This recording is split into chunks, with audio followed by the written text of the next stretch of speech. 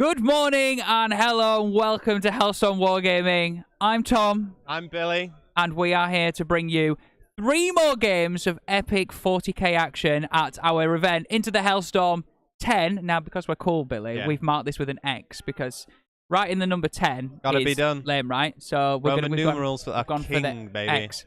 Now, we had 3 games yesterday, and both of these players are on 3 wins going into day 2. There's a bit of hungover tiredness heading into round 4. Just a little bit. We're on the weary side. There should always be a little bit of hungover and tiredness on, on Sunday, yeah, right? Yeah. Shouldn't there? That means you've had a good time on Saturday, yeah? Definitely, definitely. And we've chosen the best matchup from all the pairings, and I'm pleased to tell you that is Astra Militarum versus Blood Angels.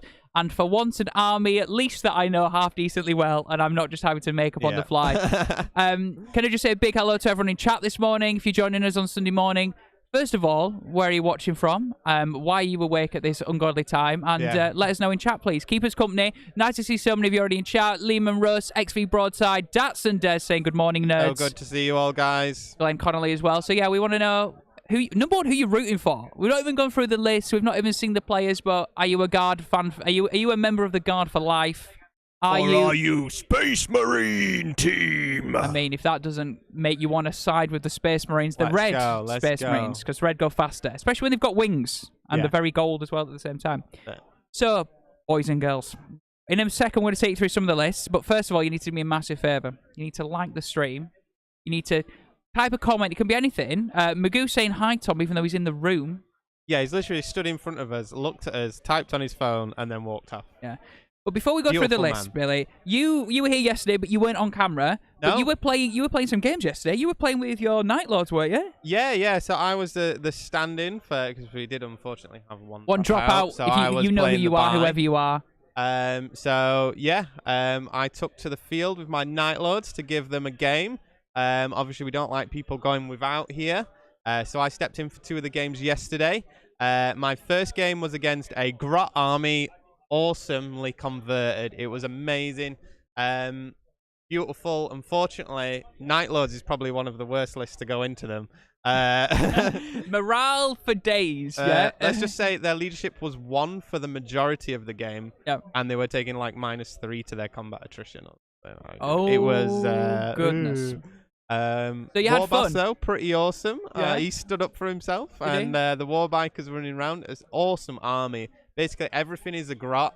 So the war boss in power armor is just a grot inside of a Votan robot thing, and then the bikers are just grots on the I want Gene this Stealer army. culty spikes. It's beautiful. I feel like we need to steal his army. Evil Knievel doing a jump over a ramp. It's amazing. It's amazing. I'm jealous. There's some really sweet armies here this weekend.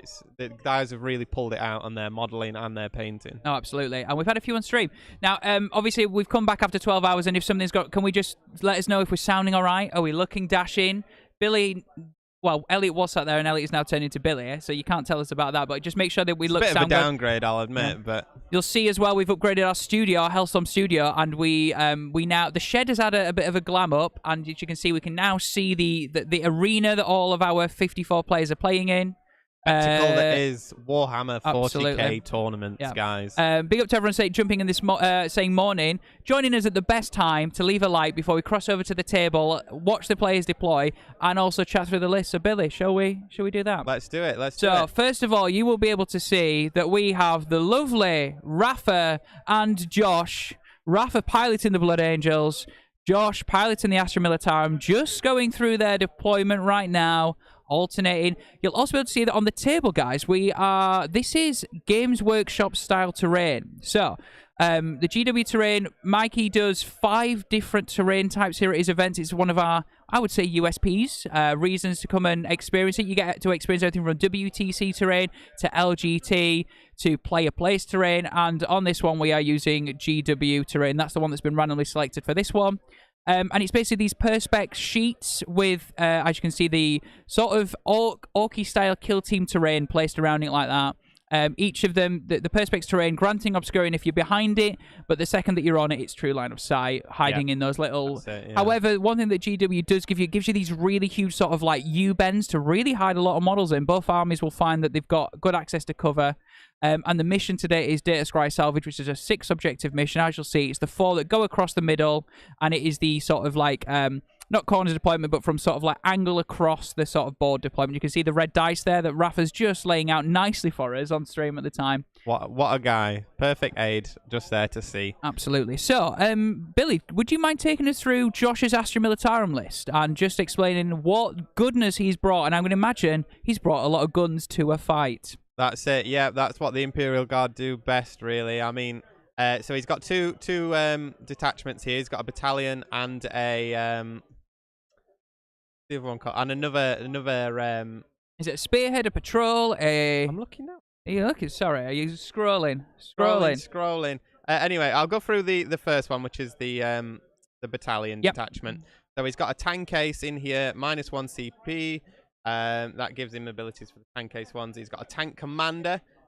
So with a turret mounted Demolisher siege cannon. Ooh, Demolisher, goodness. That ×3, basically. They've got multi-melters on the sponsons, so that's his HQs for that slot. Yep. He's then going into these infantry squads.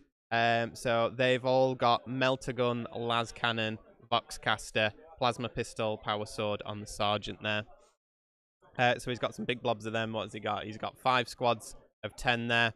An astropath with psychic maelstrom and the telepathic stave.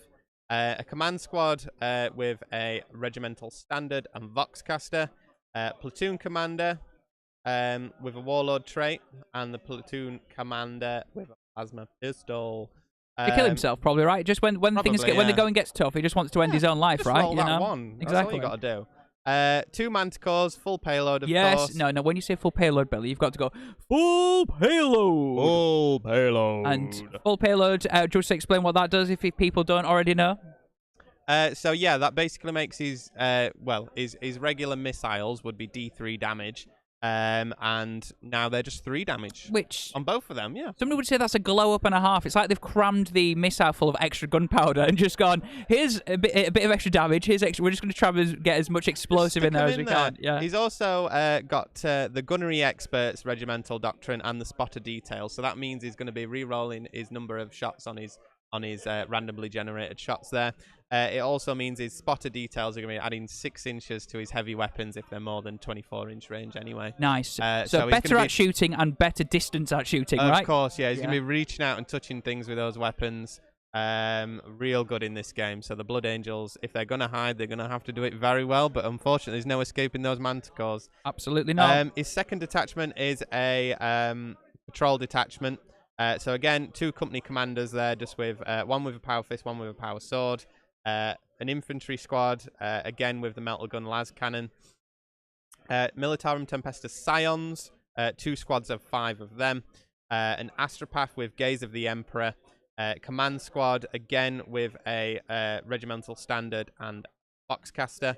And then a Lehman Russ battle tank in the bottom with Demolisher siege cannon. That rounds him out. I just heard guns, guns, and more guns, Billy. So it's tanks with guns and guys with guns, I think. I like the idea that the guardsmen have melters as well. Just like the idea that they're just going to go, yeet. Yeah. We might as well try and do something. So basically, just cram that D6 damage into this list. Absolutely. And it's going to hurt. And I just want to point out as well, this is running the old guard codex. Josh on 3 wins currently with all of the old goodness. Again, we're not currently seeing the benefit of the new guard codex. It's not currently out, so we're probably not going to see it on the tournament circuit for arguably another month or so, I'd probably say, by the time that it comes out of it, because some tournaments won't run it out of the Cadia Stands box because it's still a bit limited edition and stuff like that. So yeah. However, I have seen in chat that XV Broadside says, is that a whirlwind? I'm pleased to say, I'm going to go into the Blood Angels list. Rafa has brought a whirlwind. So Blood Angels, the boys of Sanguinius have arrived today to try and make it 4 wins on the bounce. Now, I'm pleased to say, leading the force, as always should be, it is Lord Commander Dante. Dante, who is pretty much an auto-take at the moment just because he grants the army an extra CP if he's the warlord and stuff valuable. Like that. So valuable in the CP economy that we're in. He's got a troops, which is 5 infiltrators, pretty standard, just a bit of attacks troops. And then in the elites, we have Death Company. Squad of 5 with power swords, jump packs, bolt pistols. Now, power swords basically really good because Death Company going in there, really cheap armed with power swords, -3, Yeah. lots of attacks. In this +1 to wounds. Armor of Contempt environment that we're in, if it's not AP 3 or better, it's not really got AP, has it? Let's be Absolutely. honest. And fast as well, offering that Forlorn Fury threat as well. Now, later on, we'll see he has more Death Company Marines that aren't armed with power swords. You can imagine what they're armed with. Yeah. We have a Sang Ancient who's tooled up. He has Rights of War, which is Obsec effectively, and Wrath of Baal to give everything with jump pack an extra 2-inch move and advance. So 14 inches, everything. We coming at you, boys. We coming at you. Yeah. He also has a fast attack with Inceptors. He's got 5 Plasma Inceptors. Oh my days, I love to see Plasma Inceptors. Amazing. Again, he has stratagems and abilities to stick them in the sky and bring them down to hit on 2s and things like that, but you'll be able to see on the screen right now, he's put them down on the board. He's literally pointing them as we speak. It's like he's listening to me. Are you listening to me, Rafa? So thank you so much for that, buddy. Then in the heavy support, he has 2 squads of Eliminators, both 3-man. Really nice to see the Eliminators, but to see them there just on Objective 3 as well. Then we also have another detachment. This one has Sang Priest leading it out with the Teeth of Terror, so basically making him a bit fightier in combat. Because if not, he's a bit of a pushover. He's a Marine that gives out 6+ shrugs effectively. It's a great standard relic to take on any character that's going to want to get it stuck in there. Yeah. Then into the elites, my friends, we have 2 squads of Death Company, both of them exactly the same. 4 Thunderhammers, and this one of them with a chainsaw and bolt pistol. Just a bit of redundancy. You don't want to take a Thunderhammer off straight away, so you take the chainsaw off, right? Which is really nice. Both of those 165 points each, which are just so cheap for what they do. And then Sangard, we have 3 squads. One of them all armed with carbine swords, one of them all armed with carbine axes, and the other one with swords. So 2 fully loaded with swords, 5 men each, and 1 with axes as well. I personally prefer the swords. I think the swords just with the extra AP and still at strength 5. Obviously with +1 to wound as well, because the Blood Angels normally do the job. But I can see the benefit of having some axes which take them to strength 6, but the -2. I suppose if you've got them in your toolbox, you've got them if you need them. It's not going to hurt. At the end of the day, Sanguinary Guard kill things. So it's just what are you going to tailor them to? And finally, something that will get Broadside very excited is a Whirlwind with the Whirlwind Castellan launcher. You'll see it there, just hovering at the left of your screen. It's going to be an exciting matchup, this. I think the terrain is quite good for Rafa, being able to hide, but obviously Josh still with the benefits of indirect fire, not taking the nerfs thanks to the data slate update. Let's quickly just rattle through some of the secondaries. The tertiary for this is data intercepts, as you'll see. Rafa going for relentless assault, Fury of the Lost, which is the Death Company one, which is basically kill stuff with Death Company and also die to get extra points, which Death Company are like, that's fine by me. And raise the banners, so obviously 6 objectives, meaning that raising the banners is not a bad shout on this one because you've got arguably more objectives to do. I don't have to fight over them, right? We will take a look at Josh's. Do you want to go through Josh's secondaries? Yep, so he's got the Inflexible Command, Boots on the Ground, and Retrieve Nephilim. So he's going out there doing actions. And I'm not 100% sure what on Inflexible Command is. We'll have a nosy one. Yeah, we'll take a look at that in in a second for you guys. And then the mission tertiary is the Data Intercept. So again, it's going out and doing actions, guys. Absolutely. So this one again, I can imagine that this game is gonna pivot a little bit to sort of go from sort of the deployment that they started. I can imagine it's gonna go a bit hammer and anvil. So like I would imagine if I'm Josh, he looks like he's sort of shifting his army around the board to try and draw these really long lines of sight through the middle. So you'll see the Lehman Russ he's just moved has a clear line of sight straight through the middle. And I think that's the plan for Josh. He's going to try and shift this game so that he gets as much shooting potential as possible, and then he'll have to react to where Rafa goes to try and push. Because Rafa's going to have to push him off objectives because he will crumble. The guns of the guard are very strong. So we'll see what happens. And you said before about the Whirlwind being taking advantage of that line shooting. We can't forget those Manticores. They can be devastating when they're touching things in the backfield. Absolutely. Rerolling the remote shots, always at damage 3 because they're both full payloaded.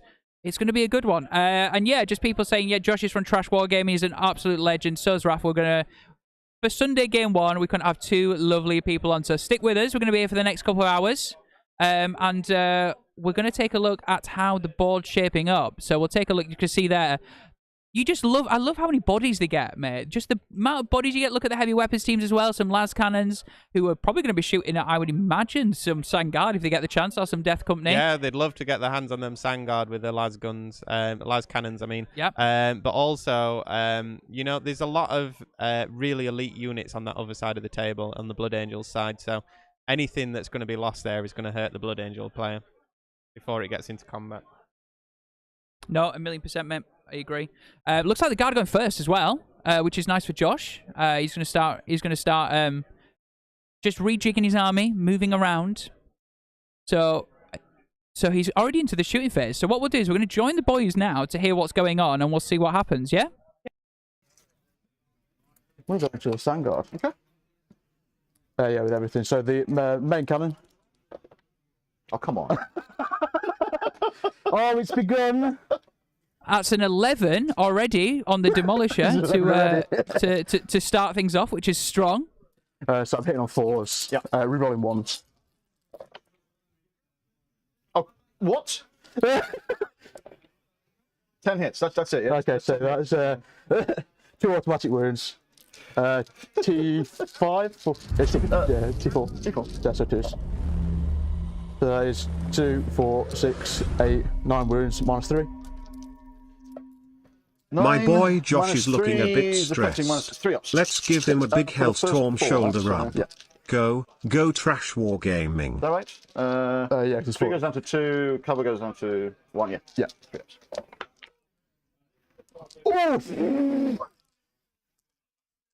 Okay. So first one kills 1, second one kills 1, kills 1. Okay. No, I need 3. That passed. Oh, 4, sorry, yeah. So, Passed. yeah. Kills 1. And then 4 ups. Yeah. Yeah. Just say a big up to Glenn Connolly coming in with the super chat again today. Thank you so much for the one yesterday, Glenn. Saying, my boy Josh looking a bit stressed. Let's give him a big Hellstorm shoulder rub. Go trash wargaming. Right, this is what's going to happen, Billy. Right, okay. I am going to put their mics on. I'm going to change the camera angle. I'm going to give Josh a rub on stream. All right, so Yeah, I'm going to go proper shoulder So rub. I'm going to. You see Josh there. I'm going to go give him a rub. Okay, stay there. First turn thing for you, okay? Yeah, pretty much. Okay. So everything's going to fire into these what can. You just get the last cannon. The last Sure. cannon is just going to go into the death company. Sure. So we'll do the last cannon first. He's a bad man. I don't like him. Hits. Yes, Your mate. friend Glenn Connolly super chat to say that I need to give you a Oh, shoulder thank rub. you, Glenn. So, this is the only thing I can do to help you out. Ben was right. I don't need it. I've just annihilated some Sandguard. One shot. One shot. I'm blaming the stream, actually. Yeah, Yeah, it's the curse. Look, we'll change now. Oh yeah. They're 3s to wound. 1 wound. -3. -3. -3 goes down to failed. Yeah. Then the damage on that is 2. Thank you so much, Glenn. Hope you enjoyed that. As you can see, we I don't know if he needs it currently because he's absolutely destroyed an Does it? entire squad of 5-man Sounds so Sandguard, which is just insane. What a start! Yeah. 11. He got an 11 on the Demolisher cannon. Picked up a squad of Sandguard. Rafa's just like, okay, this is how we're starting Sunday morning. You are starting it hardcore. Yeah, That's insane. he's really so. kicked things off with a blast there. And catching up with the secondary, Inflexible Command is basically he needs to keep his units within range of officers. If so, his infantry score him 2 points if they're all within 6 inches of an officer. And for the vehicles, it gains him 1 point. So it's all about centralizing his power around those commanders, which he wants to be doing anyway to maximize his efficiencies of his orders. Nope, mate. I think I agree totally. So, like I said, in the shooting phase, so we'll cross back to the lads in a second, and then we'll come back shortly.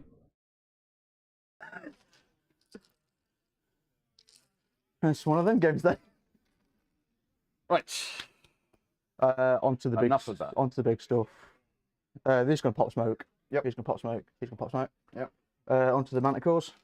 Sure. So the first manticore is gonna go into the death. Sure. Not death. Death company. Death company. That's it. I was gonna say death watch. And I don't know why. I'm like. So 2 6 shots. Lovely.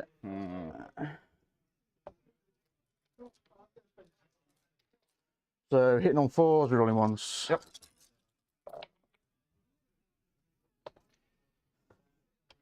So 1 or 2. You know, hitting on 4s is meant to be about 50%, right? Yeah, apparently that's the thing. Then killing on 2s. Wounding. Wounding, yeah. 3. Yeah, well, one day. It's like 6 at -2. So -1. That's 6. Come on, dice, wake up. Let's move this out of the way. I'm blaming this now. Yeah, so blame the box. Blaming my tools. 3 go through.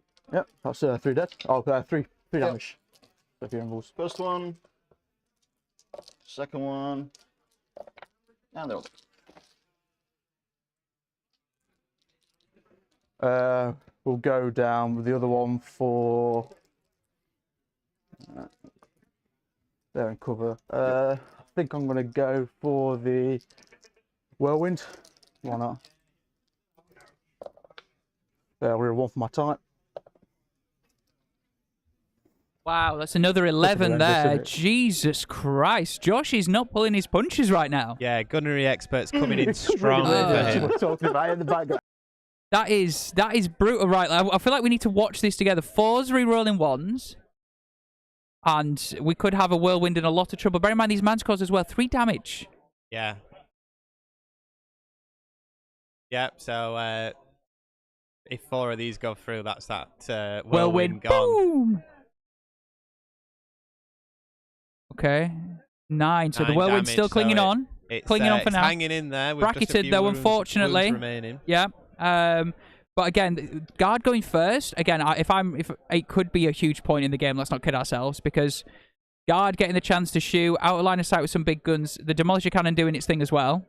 And now I'm thinking the Blood Angels are really going to be on the back foot. They're going to have to press in so many different places. Guard as well. Look at how many objectives he's managed to fan out onto with some infantry squads. He's basically saying, I'm on objective 5, objective 6, objective 3, and objective 4, pushing them all. And he's like, Yeah, right, he's you're going to have got to... that board coverage. Yeah. He's already done damage losing the Sang squad and neutering the Whirlwind early. Yeah. The redundancy he has as well, like, to just go, right, if you want to knock me off 2 objectives, I'm still on 3, mate. You know what I mean? It's like... so... It's really good. So, yeah, I was going to say, that is the end of Josh's turn now. We're just moving over to Rafa's turn. Billy, if you were one of these boys, what's your mission plan for Rafa now? Let's say that, like, I think he's even thinking, what's his mission plan? So what would you do in this situation?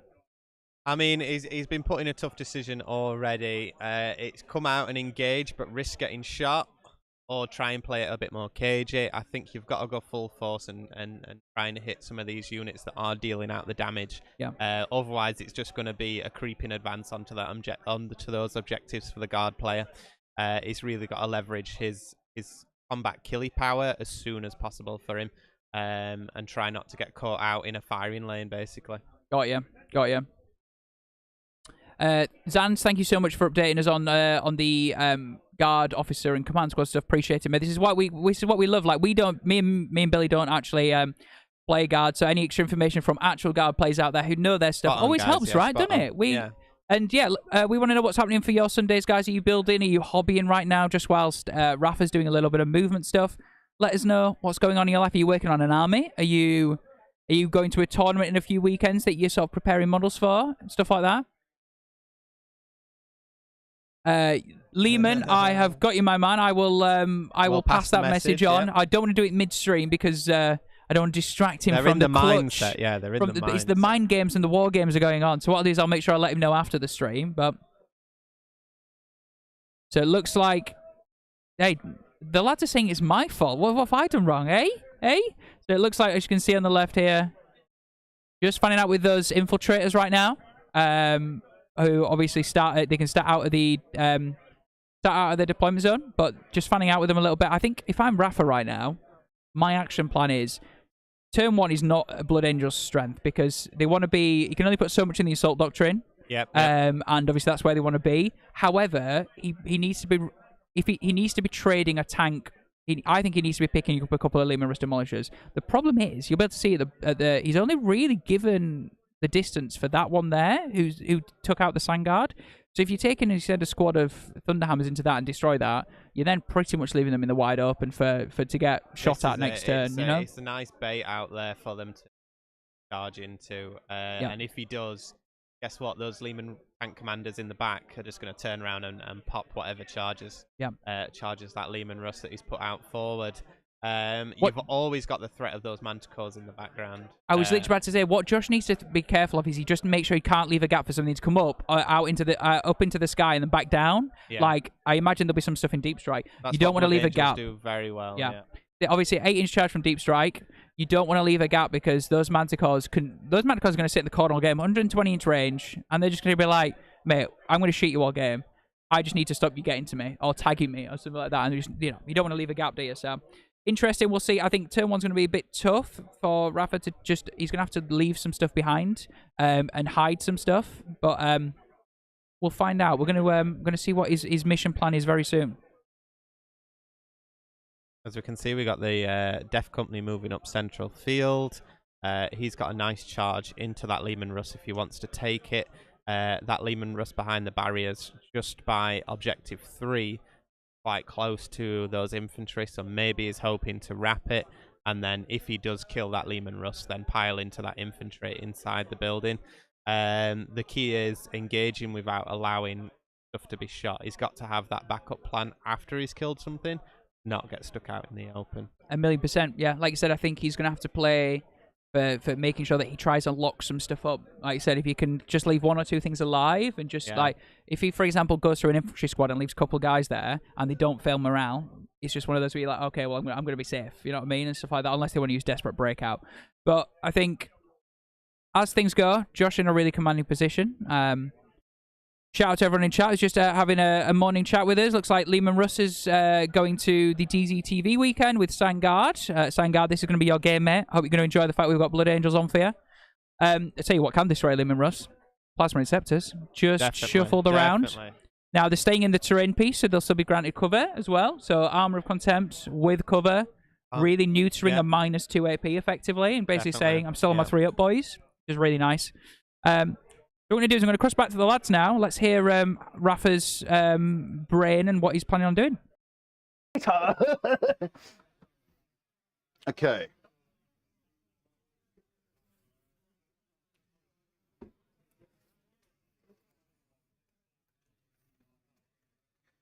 This slot. I'm going to go here.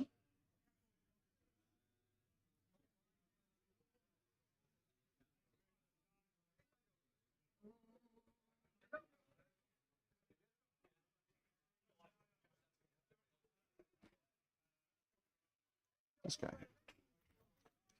So they've got, I'll just roll in advance because they're not going to do anything else anyway. Yeah, there was. Cool. Nice. 18.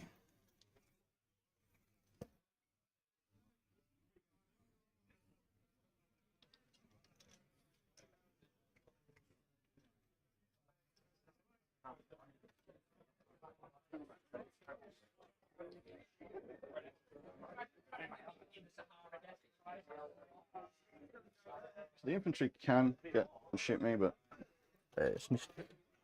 I mean they're going to kill by manticores by the sounds of things anyway. So yeah. Ooh. What is the angle for shooting down? Oh, so shit. Oh, sorry. I think they put their punches back there, so yeah, I don't think there's much. Got to come right down. This one maybe. Oh, you can move on to that then. Yeah, I'll move on to that. Yeah. Of course. I knew there was something about it. Yeah. Right. It seems to be a good play here, but actually no, there's not. And these will also.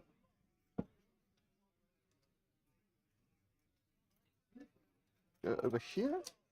Yeah. As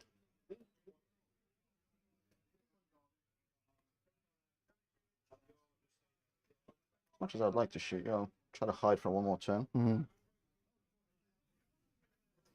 So again, Rafa just playing with using the terrain and the obscuring terrain. So if you are behind those perspex parts on GW boards, you can't be shot at, basically. The second you tow onto them, you can shoot through them and be shot back in return at true line of sight. That's it, yeah. With a cover save, but still. So it's just he's trying to line himself up for the next turn, effectively. Yeah, it's a bit... So I'm out of... With those corners on the squares and the rectangles, it really gives you some good corners to hide behind. Yeah. Very sort of good positioning can be really helpful on these map packs. But as soon as you touch that perspex, as you said, Tom, you're essentially seen, except for the actual walls of the terrain there. Yeah, absolutely. So you'll see those Death Company, which are just near Objective 3. Those are on the terrain, so therefore they can be shot at. Now, let's not kid ourselves. Those Death Company are going to go wheeling into that Lehman Russ, so they're probably not bothered. But it just so happens that if they failed the charge, he's probably thinking, I want the extra few inches to help me with the charge. But if he failed, which I don't think he will, with Blood Angels, you get +1 to charge anyway. So, but these ones here on objective 3, again, he'll have to draw an angle around the side. So I would say the Leman Russ at the top of your screen right now in the far back could probably scoot and draw an angle round if he wanted to. You know what I mean? If he could just scoot. So what I'm saying is you've got to position well to think what angles can my opponent draw against me. Yeah, yeah. And a lot of these map packs, they do have usually a very tight line of sight right down the middle. Yeah. I know I had that problem in my 2 games yesterday.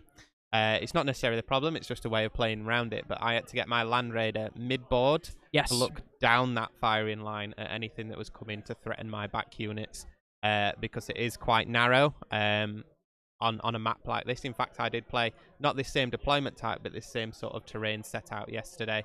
And like I say, it's a horizontal line basically through the middle of about an inch, maybe an inch and a half, that you can see through clearly to get full line of sight on something.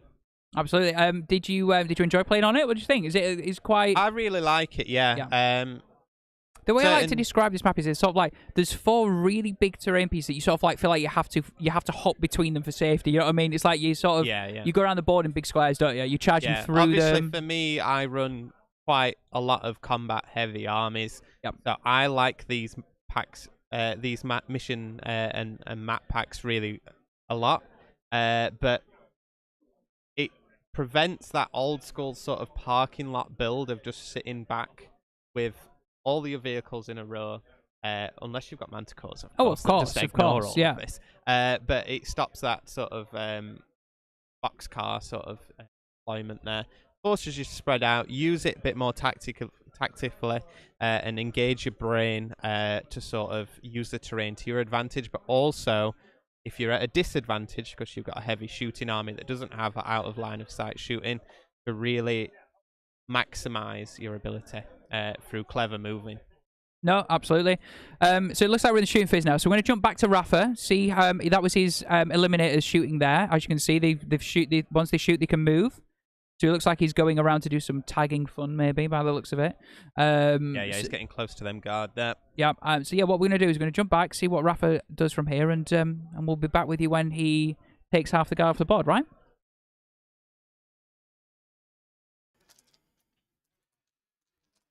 I will start from there, go back. Yep. Number of shots, overcharging. Yep.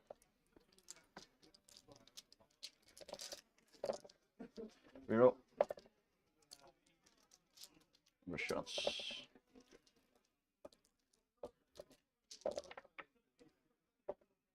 One dead.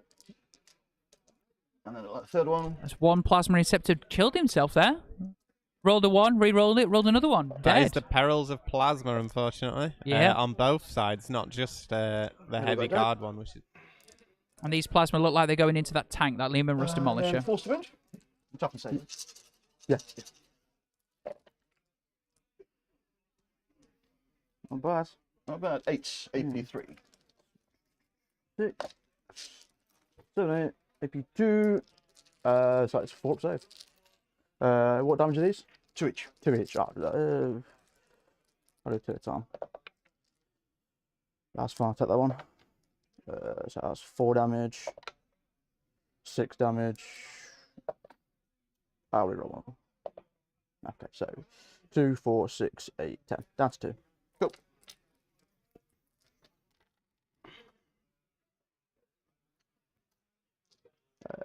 That's 2. The eliminator unit. Yep. Will put a las fusel into a tank commander. Yep. And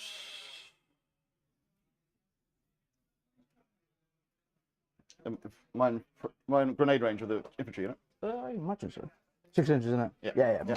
Easy. Frag grenade there. So las fusel hits, wins. AP4. 5 up. Nope. 3 damage. So, Grenade. down to 9. 5 shots. 5 hits. 4 wounds. AP1. That's,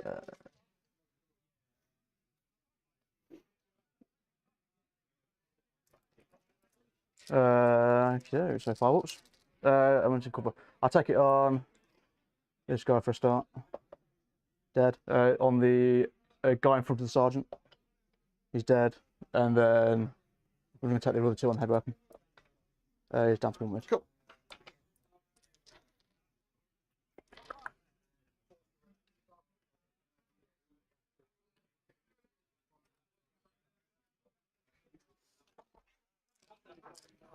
Nice. Okay.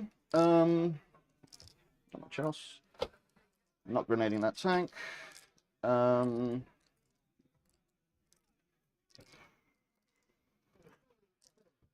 I hitting on 5s now? What's this?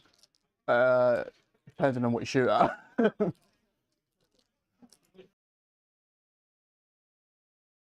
So Billy just saying as well, looks like he's trying to piecemeal some of the tanks and just sort of really whittle them down, right? Yeah. So he's taking advantage of what shooting he does have to sort of neuter these Lehman Russers. So you've got the 2 on the sort of middle top. He's taken the las fuselage from the eliminators and the plasma inceptor shots up there and done some decent damage to them actually. Whether he wants to then charge in, finish them off, or just catch them in combat and stop them shooting his next turn, and then potentially use the shooting. Do Blood Angels have fallback and charge? I presume they have some access to it. No, not really. Not no, at all. not that I know Wow, of. okay. No. Fair enough. So yeah, I think the what they do have is that, like, for example, if they're stuck in combat, they can take things into the sky and stuff like Yeah. that. But like, you can't bring them then down the same turn to charge in. You have to bring them down obviously the following yeah. turn and stuff like that. I didn't know, because obviously me being the Night Lords, dirty Night Lords player You that I am, dirty person, you some are, of the yes. strats that I like to use is use what shooting I can to half nuke or something. Yep. And then catch it in combat but not kill it. Because I have a 1 CP fallback and charge, and then I can springboard off of that into something tasty in the backfield. So that's what I'd be looking to do against these Lehman Russers. Yep. With something like Warp Talons, catch them. Obviously, Warp Talons probably not do a full Lehman Russers worth of damage, and then springboard off that Lehman Russ into that nice tasty guard squad back there on objective 2. But Yep. Unfortunately, Blood Angels don't have that strat, apparently. No. It's unusual. No, For a combat it's heavy an Space old Marine supplement, isn't it? It's an old supplement. It's still carrying True, the old true. supplement. The thing that's brought Blood Angels back is cheaper Armor of Contempt, and also the getting free special weapons on certain squads, like Assault Marines get free special weapons. Yeah. Death Company, or it's cheaper. So all of a sudden you feel like there's a bit more. You got a bit more bang for your buck. That's it. You're putting more emphasis on that sort of, not necessarily glass cannon build, but that elite cannon build of small squads, heavy close combat weapons, and you can just slingshot them into your opponent's army and say, yeah, deal with this, bro. Yeah. And also the Blood Angel secondaries are really nice as well. Like they got such an improvement because of it. They just became easier to score. Little stuff like taking Fury of the Lost is basically just like an auto take. If you've got 3 squads of Death Company, you just have to hope your Death Company kills stuff. So like you see those Death Company next to the Lehman Russ. He just did his whirlwind into that, whirled it right down, I think, to 1 wound, and that Death Company will go in there now and get 3 secondary points, because they'll go in, absolutely nuke that, like it's overkill, but they'll go in, kill something, and then they'll die next turn, probably, to grant him points. But they're going to try and die as hard as possible, so I'd imagine it's going to go into that Lehman Russ, and it's going to then pile towards the deployment zone of Josh, where the sort of, towards Objective 2, maybe try and tag stuff it's on the edge of the terrain, maybe, and just go, right, well, you're going to have to fall back with that, and then now try and kill me. And I get points for that, so that's really nice, yeah. So yeah, it looks like we're just doing some small guns into the squad that are pushing Objective 4, the guardsmen up there. And you'll see the Eliminators as well, looking like they're going to try and get in towards that Lehman Russ at the back to shut that down as well. Because if he's thinking, I don't mind you shooting my Eliminators, you're not shooting my Death Company or my Sangard and stuff like that. Yeah. So we'll cross back to the boys now and see what's happening. 8.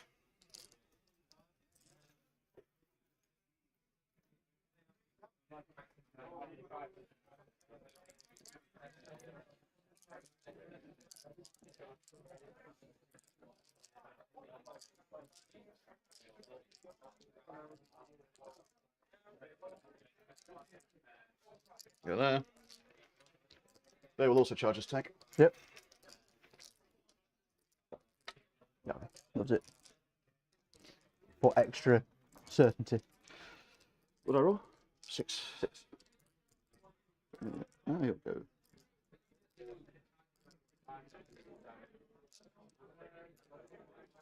I'll figure it out in a second. No, he'll go there. Where's your deployment?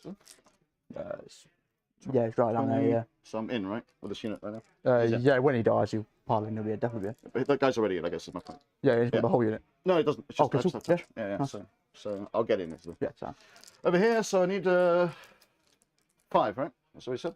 Yeah. So I need it was, well, remeasure it. I can't remember what I said. So Yeah, it was a 5, so it was a 4. nothing changed, yeah. Yeah. Yeah, I'll overwatch on this one, why not? Sure. So down to 2. Oh, that's gained. Shit. 2. Okay, so we've got 2, 4, 6, 8 plasma shots.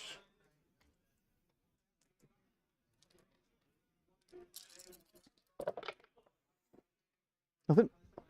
The melter gun, what I actually want to go through. Nothing. And the plasma pistol, I'll overcharge it because why not? Nope. Worth trying. Oh, loves it. I'll go into cover over here. Actually, I'll just go there. They'll charge 2 just in case. Yeah. They screw it up. I'll be interested now to see if the Death Comp do screw it up now. Free movement anyway, so can't complain. Trying to cut down some angles, for whatever it's worth. Not that I'm terrified or anything. No. I did this right, actually. Tell you what I'll do. Mm-hmm. There's every chance Death Coming don't kill you. So I'm going to have 2 guys that can hit you. Yep. And 3 guys out. This is a really measured charge phase right now from Rafa, but also like he's playing it really smartly. So as you can see, the Eliminators at the top tagging the Lehman Russ Demolishers, so therefore shutting down Overwatch. You'll see as well that the Infiltrators as well, just conga lining that objective 3, stopping any sort of piling around onto that objective shenanigans. I would imagine that the Lehman Russ on basically 1 win is going to die, and then obviously there's Death Company positioned really well to pile forward into that terrain piece, or at least tag the things in the terrain and making everything behind them just move backwards a little bit to get out of combat. And those Eliminators now, looks like they're in, yes. Because obviously Blood Angels +1 to charge, really helping out, just squeezing those in. Looks like it's going in on the command squad, just trying to shut down any orders and bits like that they can't give out, etc. So, again, really just using his brain on this one. Not overcommitting. You can see the Sangard and the Death Company still sat just out of his deployment zone area, ready for the next turn. So, we'll cross back to Rafa now, see what he does in the 5 phase. So it's 3 each base and a sergeant. Yep.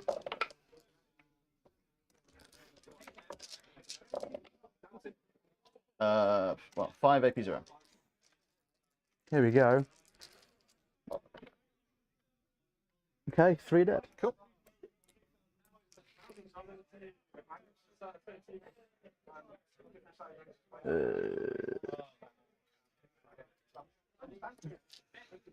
And they will stay there. The Death Company. Mm-hmm. So it's 2 attacks each base, and +2 each for charging. 3s. And 2s. Okay. Okay. AP on these? 3. Okay, they're just done. Whew. You're right, they weren't enough there to kill him. Big brain play of exactly. Yeah, anyway. You will do what I want you to do. Over here. Yep. Just swing this around to there. Basically, I'm getting slightly close to you, but this model's going to be closer to him. Nice. You know what I'm doing? Yeah. I'm getting shot by a tank is what I'm doing. So, 3 of them. 2 attacks each.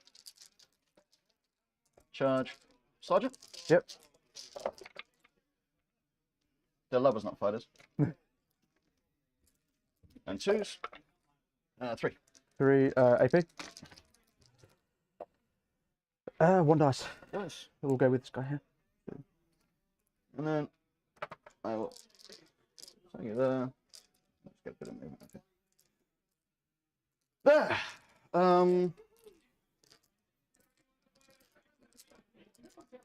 know you've got 1 wound left. But Yeah. it'd be really embarrassing if I don't kill you. So,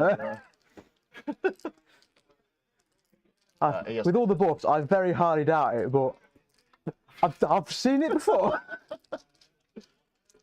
So 1, 2, 3, 4. Nice.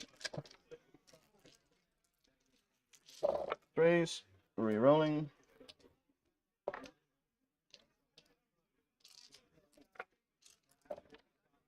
All hit. Nice. Good start.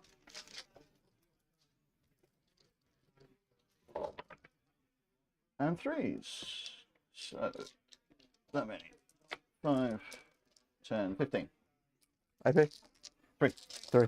So 2, so 4 ups. Oh, look, he's dead.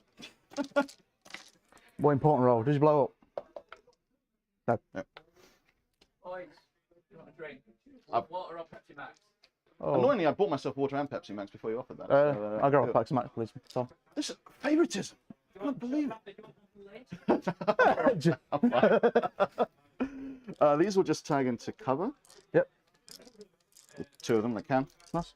And these guys will tag here. Sorry, Hello. should have come in about 5 minutes earlier. Thank you, darling. That's all right. Tom, why have you got no clothes on? That's why Tom came in the hope he had no clothes on. Yeah. So. That's the other stream. It's the pay-per-view. Oh, that's the his OnlyFans stream, isn't it? Your tanks get to punch me back, and this guy. Oh, yeah, sure. Yeah. This is going to be fun. Oh, you mentioned that too. I didn't charge him. Because I was worried about you ever watching that. Oh, I yeah, just you tagged piled him. into me, didn't you? Can you just do a CP check for me? 2 and 2. 2, 2. So you don't want. You both I spent 2. Yeah. You both on 2. Yeah, Yeah. but 2, yeah. Done it right? Yeah, we're done it. Yeah. I was only spent 1. So this tank, 6s. Oh, crap. Do it on here. 1. 1 wound. No AP. Takes a wound. We'll go with that. That's fusing. This tank here. 1 up. Nothing. The infantry squad. 3. Oh, not infantry squad. The Command squad. command squad. Cool. That's it, I believe. And no morales. They lost a few. 1, 2, 3, 4, 5, 6, 7. They lost 3. 1, 2, 3, 4, 5, 6, 7. Lost 2. Oh, sorry, lost 2. So on 6. Yep. Okay. Paper and got. Fuck. Cheeky frag grenade.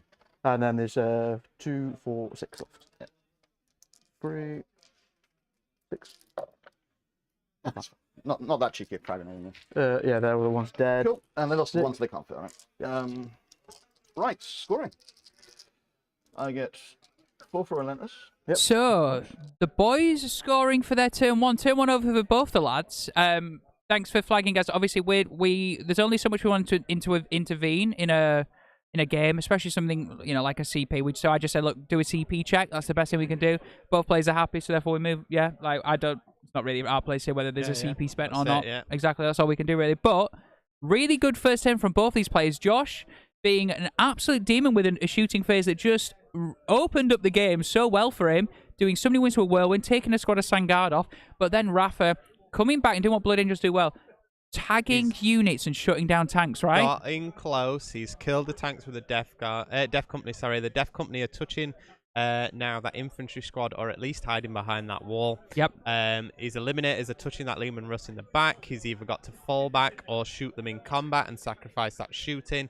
The Whirlwind is now touching that terrain, so not taking advantage of the out-of-line shooting. But don't forget those walls actually still do block him, so he's benefiting from the cover there. Yep. Trying to keep that Whirlwind alive. The Eliminators on the right-hand side are locking up a Lehman Russ now. They've piled in and around to touch it. So again, he's either got to shoot into that combat or fall back from it. The infantry there still tied up as well, doing some chip damage, and obviously now the Guard are moving in their turn 2. So yeah, also again, you can see Rafa as well doing well on his secondaries as well. Again, Blood Angel's known for having good secondaries, but Fury of the Lost, he destroys something with Death Company, and he's going to probably score a point from dying with Death Company as well. Yeah. Relentless Assault as well, just doing what Blood Angels do well, going into combat, killing stuff, scoring points for it. Now, obviously, the primary as well is going to start to show for both of these factions. That the Guard were well positioned, but we quickly flick over to Josh now, who is moving into his turn 2. 8 points is not a bad start at all. The domination. Yeah. It's a strong point to be at turn 2. 8 Absolutely. Points. He was holding 3 objectives, right? Because it's a hold 2, hold 3 mission. That's it. So, and now we're going to see that I think Josh is going to have to shoot what's in front of him. Is whether the Manticores, which we know do so much damage at the back, are going to be able to target Rafa's blob of Sangard and Death Company just out of his deployment zone. That's where I think he wants to be shooting. I think he sort of wants to ignore everything that's pressing him and deal with those with the smaller guns, because the Manticore just wants to be dealing with stuff up the field. That wave 2 is going to hurt if he doesn't neuter it properly. Yeah. And like you say, that's where the Blood Angels need to be scoring points, is to be getting stuck in and killing stuff. Yep. What Josh doesn't need to forget as well is obviously Rafa has stuff in Deep Strike. There's a squad of Sangard in Deep Strike, yeah? He needs to make sure he's not allowing any gaps to get those 5 models. Because if those models get anywhere near, I would argue, the Manticores or some of his Lehman Russ or some of his characters that give out orders, they'll just sweep through them. And before you know it, you just can't deal with that sort of stuff. You need to make sure that the Sangard are shielded out for 3 turns. Yeah, and Blood Angels still have the ability as well to take stuff up and bring stuff down at turn 5. Yeah, so it's always a threat that he has in his locker as well. Yeah. It's keeping that in your back pocket and using it at the right time that's really important. Yeah. So looking here, he's really being careful with his 9 inches here. He's measuring his distances appropriately. He's got to think now he's fell back from those eliminators on the right hand side. How to use the units that have fell back efficiently. Yeah, I think as you can see here, he's moving that squad on objective 5 to get him in rapid fire range, and he's going to try and lasgun him to death. There is a lasgun in there that hasn't moved. You'd hope that would hit well and manage to pick one up as well. He doesn't want to dedicate his heavy firepower back to them and eliminators, so he's going to use what guns he can. Yeah. However, if he doesn't tie them up or deal with them, they're just going to tag tanks and tag tanks every single turn, right? Yeah, and really lock his backfield up. Yeah, absolutely. So what I think we'll do is Josh has nearly finished his move phase, so we'll jump back to the boys now. Hear Josh's thought pattern on what he's thinking, and we'll come back when the shooting phase is done, and hopefully there'll be less Blood Angels on the board, right?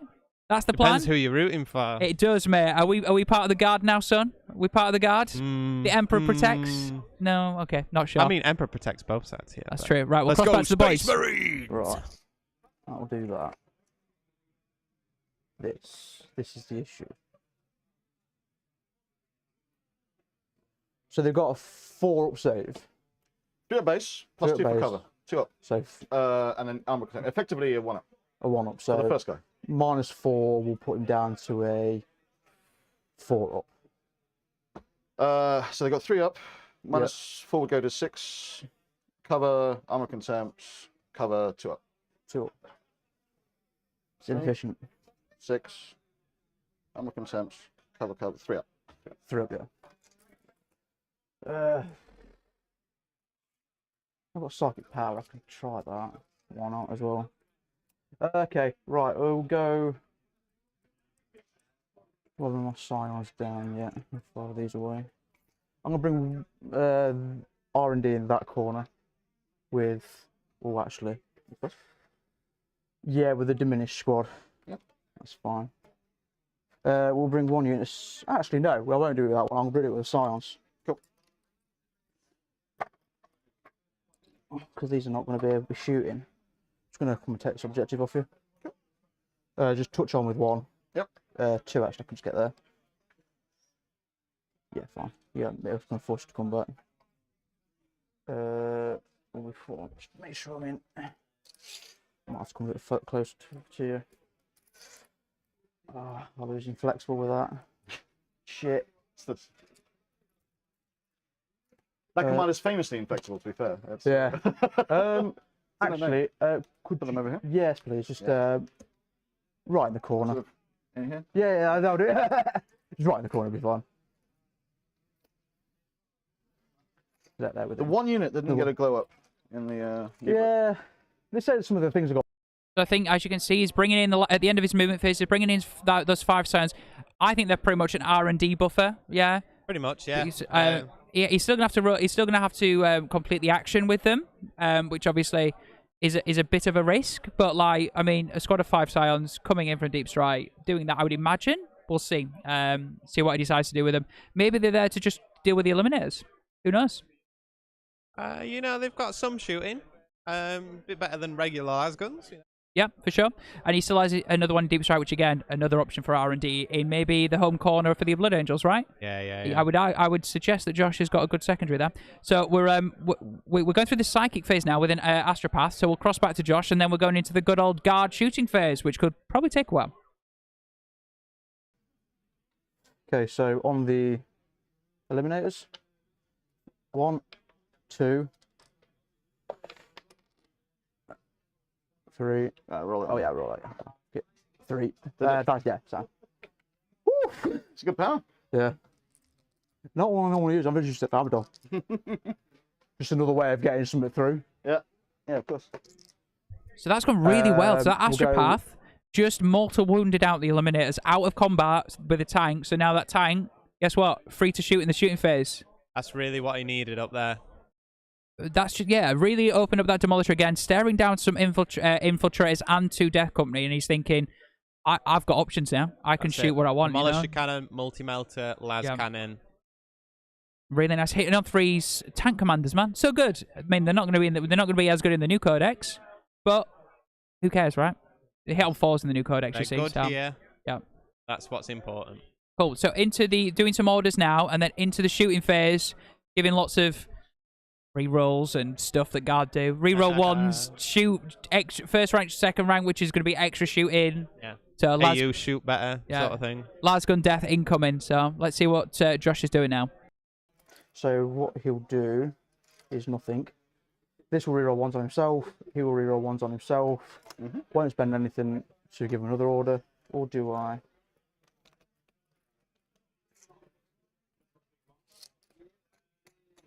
Yeah, I'll give him 1. I'll spend 1. And I'll give the him reroll 1s as well. Sure. Cool. Okay. So we'll start off with this guy here is turning off their cover.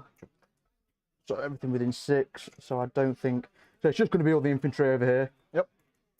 And he's also going to turn off the cover for them. Sure. So that will be just all them guys there. Yeah. Right, so we'll start over here for a start. So we'll do the command squad. So there is 3 guys left. So 4, 8, 12 shots. These are hitting on 3s. No minuses, have you?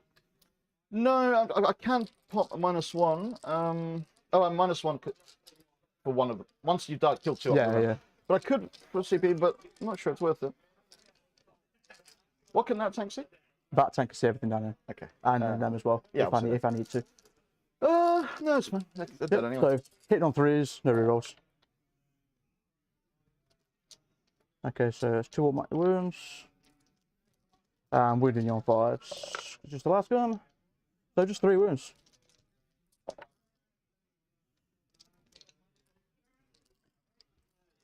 One of the Emperor's finest. Yes.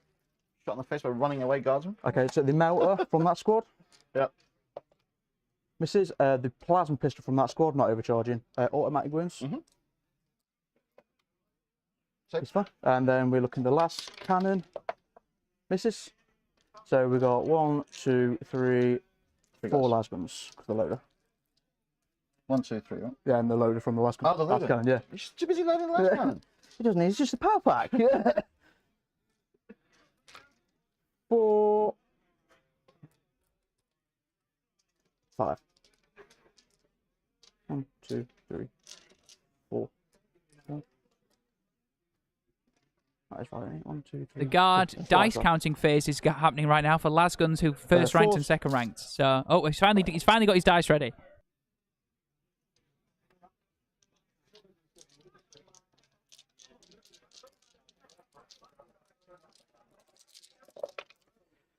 Okay, so 6, 7 in total.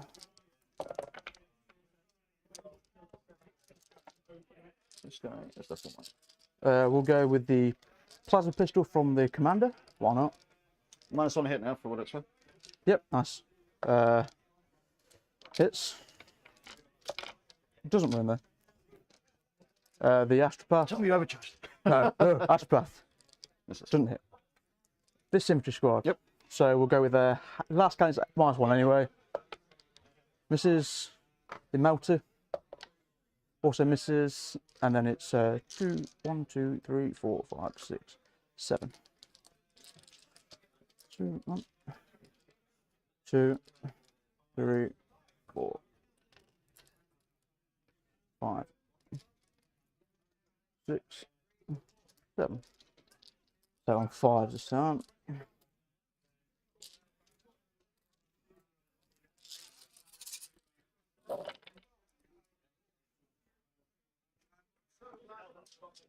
Okay, that's quite a lot of 6s. He's so dead. He's so dead. Oh, hold on. Flashlights of the Emperor. And then just, I've got 2 Okay, just 7.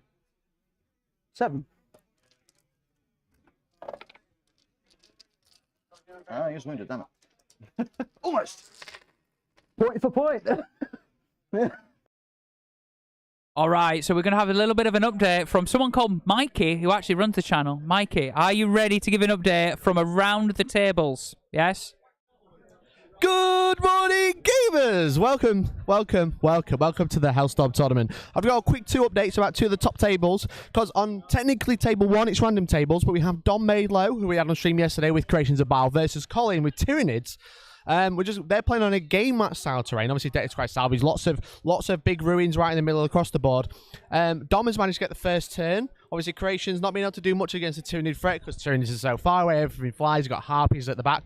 But what he's done is he's managed to get real good board control nice and early. So it's going to be really interesting to see how Colin can react to that game because of the fact that Tyranids can take ground, but they really want to take ground and then run away again, you know, such as the Hive Tyrant flying in, flying out, etc. And over on the bottom table, we've got on a GW table, a Warhammer US Open, we've got Chris and Jack, so that is Chaos Demons versus Chaos Space Marines. Obviously, Chaos Demons, it's triple Bloodthirster on 3 wins, absolute Chad moves, versus Jack with like Mauler Fiends and Forge Fiends and stuff like that, just a proper monster mash.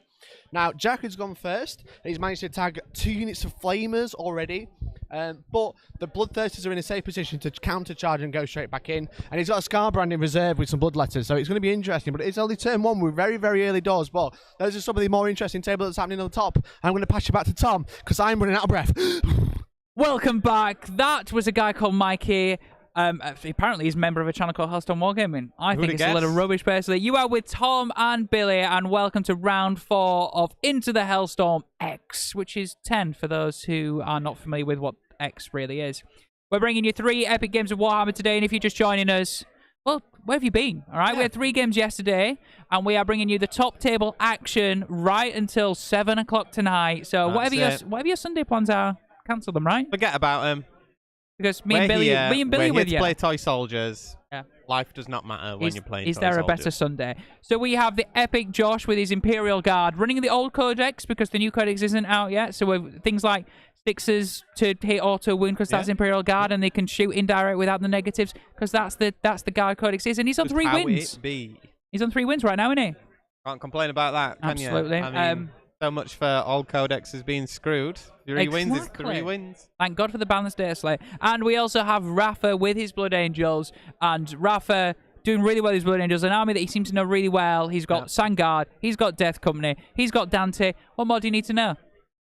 Exactly. Just how we roll in the Blood Angels, you know? And you're joining as well in our shed. This is a Sanctuary Gaming Centre in Sutton in Ashfield, sort of in the Mansfield, Middle England area. You probably couldn't be further away from sea if you tried.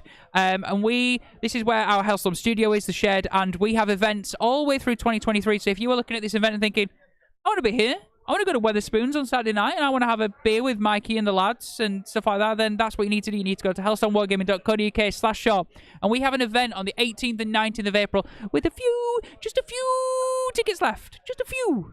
Get in there while you can, guys. Yeah, exactly. And we'd love to see you in April. It's a couple of weeks before Warhammer Fest. Yeah. Where the rumours are they're announcing 10th edition. Oh. Somebody said rumours? Rumours. Cheeky. So might be worth having a 9th edition blowout with us and coming to join us. And stay tuned for more events announced in potentially June, potentially August, and potentially November. Just saying, if you were interested in months, maybe keep an eye out for them months. In the meantime, we're always running the parties, guys. Just come on down as soon as they're announced. Just Billy's parties involve sex, drugs, and rock and roll, right? I mean, how else do you play 40k, really? Sex, drugs, and rock and roll. Exactly what it is. So, again, thank you so much for tuning in. Let us know if it's sounding good, looking good. And, yeah, let us know what you're doing in the chat stuff. I'm going to drop back to the table now, and we'll see how many less Blood Angels are on the board. Maybe after some Lehman Russ Demolisher tanks have done some business. Let's pray for Rafa. Yep. And the verdict on the scores on the doors is, looks like all the Eliminators gone. It looks like the Death Company, which were sort of, you see, on the edge of Josh's point, looks like there's 1 Marine left. Potentially, can we get an angle on that? Yeah, it looks like there's 1 Marine just near the skull. Just near the skull up there. He's pointing to him. He's pointing to him. Literally there. It looks like he's got 1 Death Company left. Starting to whittle down some guns. I tell you what, let's jump back to the lads now because it looks like they're in the midst of the shooting phase. And we'll see how much more damage Josh can do on Rafa. We'll see. Yeah. What we'll do, we'll put the one melter into that and the last cannon. The other melter into here. And the main cannon in. Oh no, actually, yeah, the main cannon into here. One melter, one last cannon. Sure. So the melter there. And does he get the ignore cover from? He doesn't get the ignore cover, so you'll get. I mean, not that it matters. Your AP lots. Roll the one. Both hit. Both wound. 2 at -4.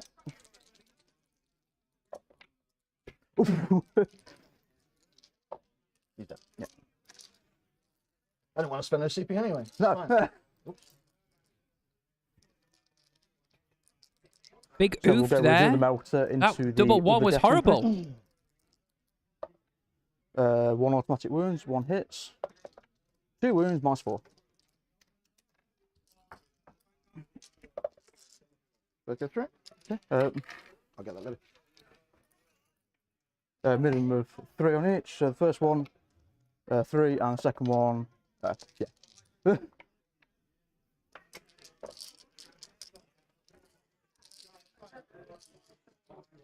So far, Josh piecemealing the split fire really well. Just now they're going for the main cannon into the infiltrators with 8 shots. No, 8 shots. Said it was 8 shots, didn't I? Yeah.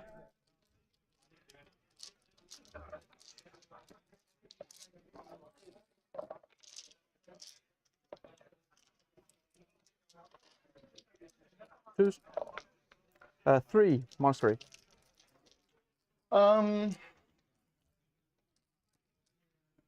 I'll take it off the guys in cover. Yep. There's 3 of them, so that's easy. -3 goes down to -2 goes. 4 ups. Yes. Is that right? I got 2 up. Yeah. 2 up save. -2, 4 ups. Yes. Yep. I can do maths. 1 + 1 is 77. It's flat. It's D6. So first one kills 1, and the other one will kill 1. I think if I pull these 2, he can't see anyone. Should be, because I'm actually touch on the terrain. Oh no, maybe not. I use my laser, but the light's not fucking giving it to me. I think it goes past him. If I hold there, Yeah. I'll do that. and then a little bit further over, got another 1/8 of an inch. I can't go past that. Oh, I'm on that bit of terrain. Oh, I? Yeah. Yeah. Just Just out, right? out, yeah, so that's fine. You're also not on it. But anyway. Oh, I thought I was. I mean, you can move it onto if you want, but Yeah. it doesn't change that. No, so. Cool. Okay, shooting with the manticores. There's always more.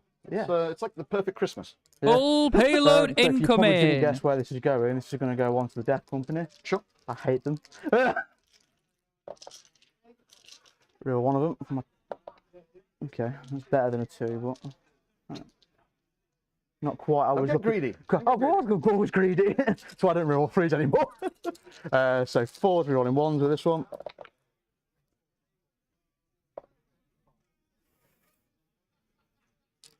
And 2s. Okay, 3 -2, so -1. One goes through. Flat 3. Yeah, flat 3. He's alive with 1. Oh shit. Sword guy, where are you? There you Righto. The last one. go. Doesn't re-roll, right? No, it doesn't reroll this one.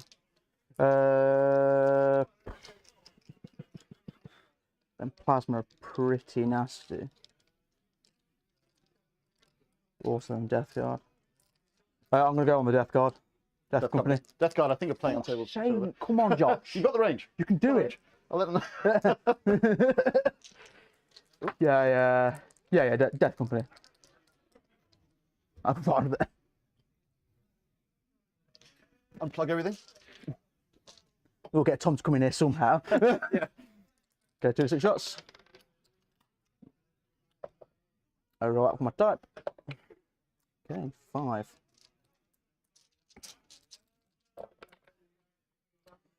Two hits. Lovely. Oh, I wanted 2 wins though. 4 ups. 2 fast. That's Damn, more like that's guard artillery, I remember. better. Right. I do believe that is my enough, is it? You've had enough? shooting phase Okay. is finished, believe it or not.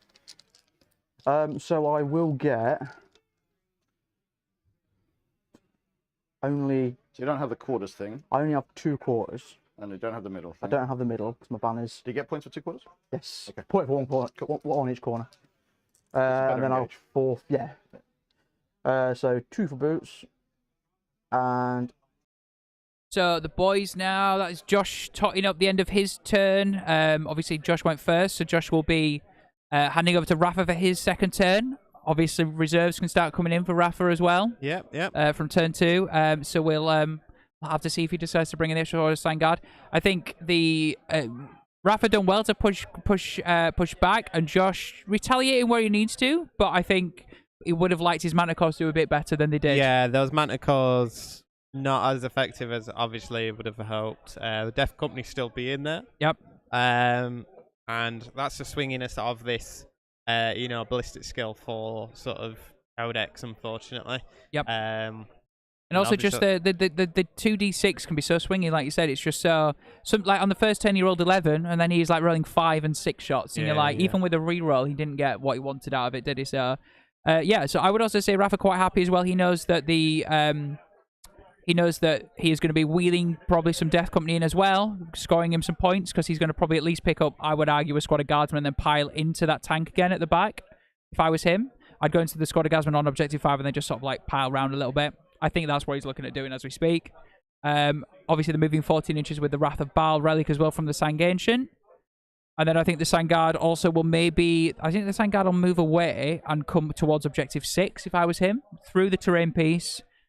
Take out the guard squads on there. And then again, just shutting down some of the scoring options as well for Josh. Because of the U-shaped nature of these buildings, you can get into that ruin and hide really well against those walls. Yep.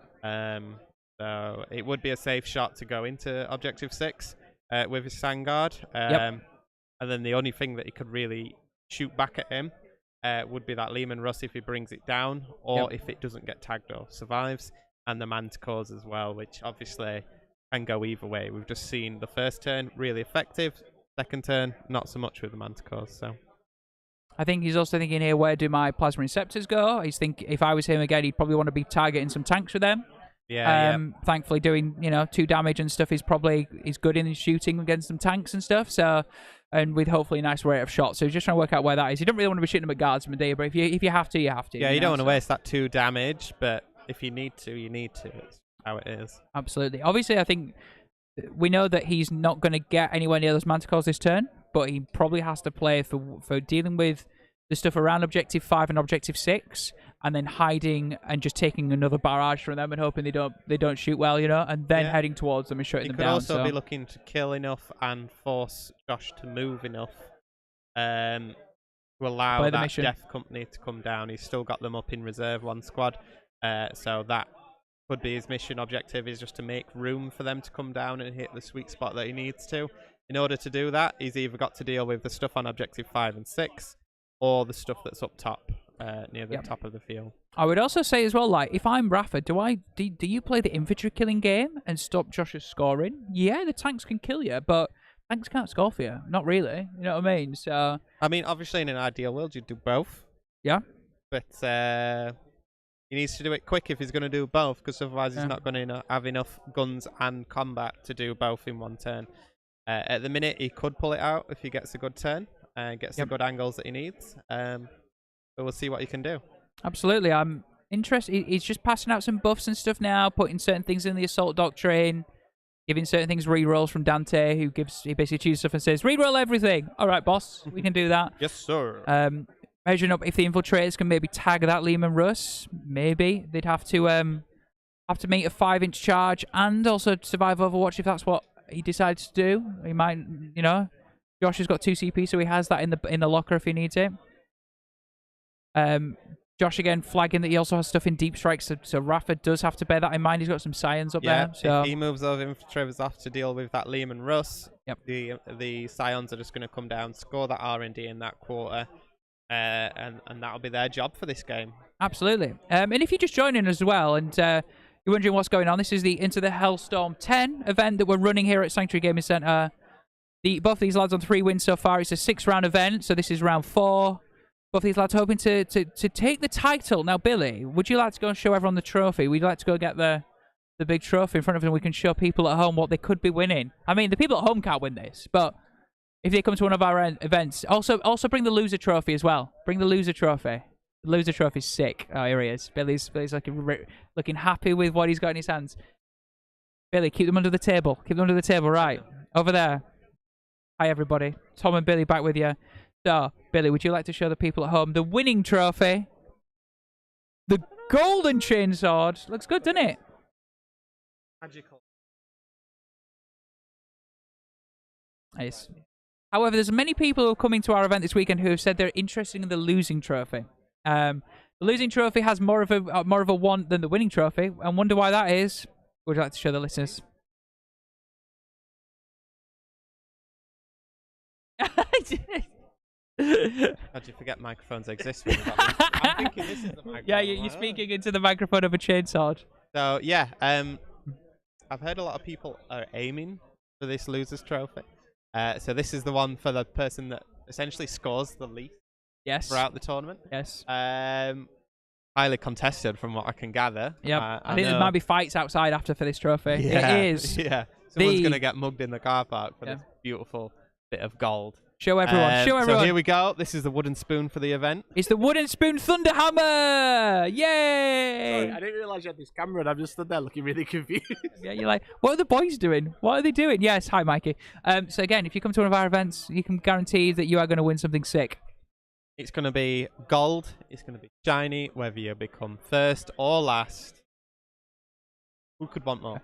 I love the fact that I've just in chat that says Billy is muted. That's no, he just didn't even open. He just didn't have his microphone. I'm not muted. I'm just an idiot. I could never mute Billy. Billy's the star of the show. So it looks like Rafa's still thinking about his movement fit. So let's cross back and see if anything's moved. See where the jump packs have jumped to. So it looks like, yeah, as I thought would happen, the Death Company moving around on objective 5. See if I can get a better angle of them. You can just see them there. Heading towards the infantry squad, I would argue charge the infantry squad, pile into the tank, usual shenanigans, forcing him to either shoot them or fall back. Again, that's a tank commander, so he's not really going to be too bothered about multi-melters and last cannons. He's indeed want to shoot them, so I think he'll shoot in combat, or try and psycho them out with some mind warp goodness. And then the Sangard following them as well. I think maybe just trying to make sure that he's got Angelus bolt guns into some guardsmen would be quite nice, and then just charging and just chopping some infantry up, right? Yeah, that's what Sangard do best. Plasma Interceptors wheeling around the side as well, just trying to potentially draw a line of sight to the, depending on range, the Lehman Rust Demolisher back at objective 2, because I think it's on the terrain piece, which means it can be shot at. It's not behind, so it's not obscured. So we'll have to see what the boys decide on that one. Rafa, I think, doing the right thing, pushing objective 5 and objective 6. He's currently got his home objective, I believe, with the Whirlwind, and I think there's also a Sang Priest. Is it the banner guy? Is it? Banner guy? Oh, he's moved that up now. Is he? Yeah, so maybe it's just the Whirlwind sat back there. The only problem is the Whirlwind on low amount of wounds. Yeah, so if Josh decides to dedicate the Manticores that way, that Whirlwind could disappear quite quick, because I think he's only left on a couple of wounds. Yeah. I think, was he left on 3 or 2? Which obviously only 1 wound's got to get through at that point.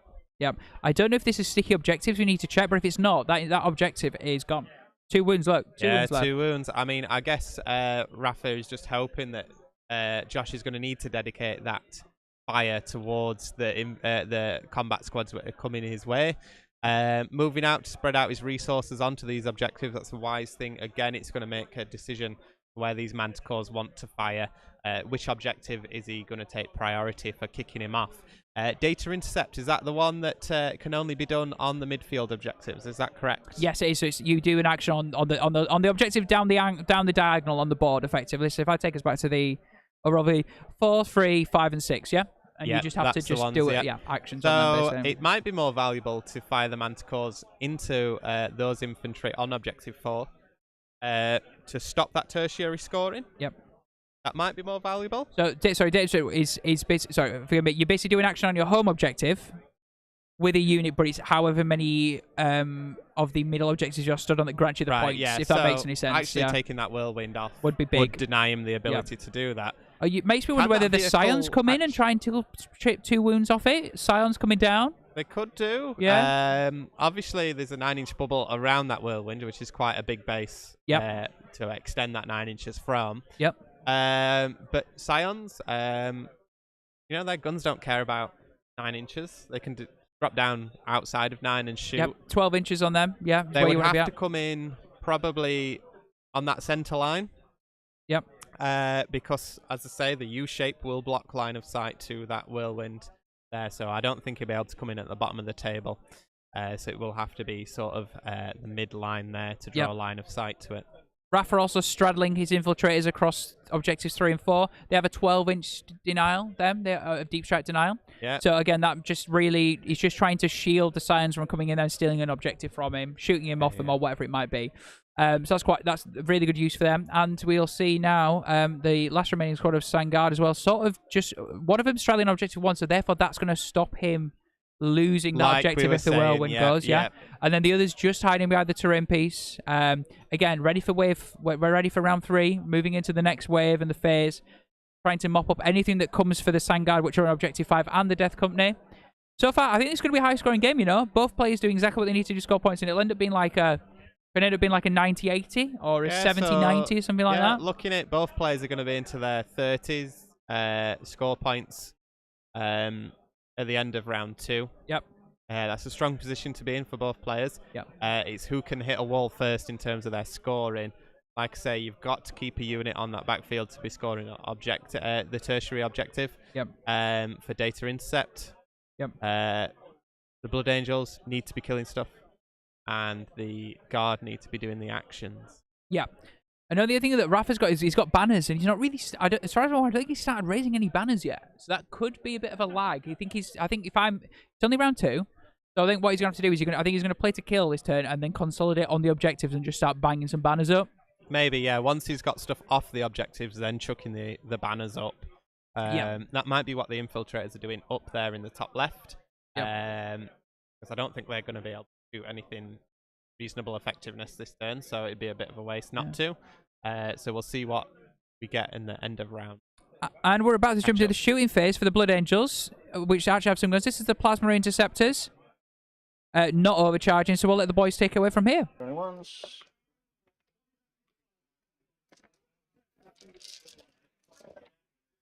Unit dead.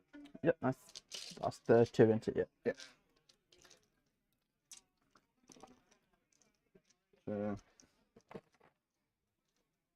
I'd love that 1 CP transhuman right now. Gotta keep those guard units alive. That's a rooftop unit.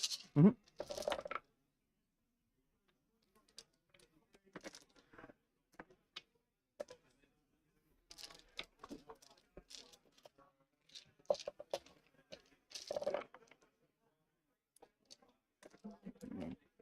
Unit dead.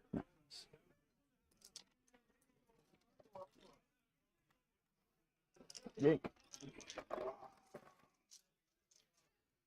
What else we got? I felt good. Unfortunately, that was all of it. So let's go with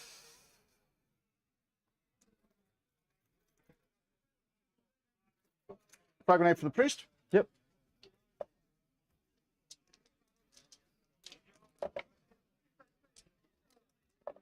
One wound. Nice. Okay. It does. We'll go with. I'll take 2 if you want. It's fine. Dante will put his melter piss because I can't be asked to look to see if he's got grenades. He hits. Doesn't wound. Okay. Good times. Oh. Good times. Oh no. Shit, sorry. I have knocked this guy from somewhere. Live. There he is.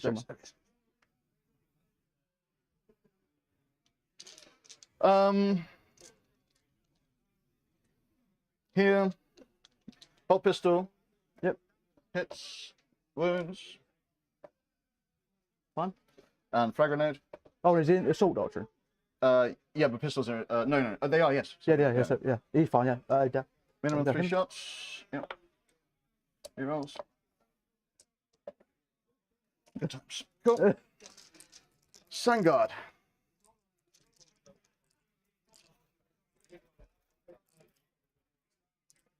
Normally I can't shoot him.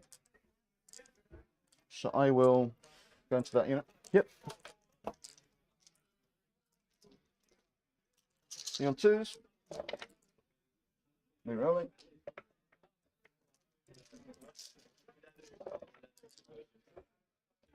AP2. So 8. 6, 7, 8. It's up. There you are. That's good. That's good.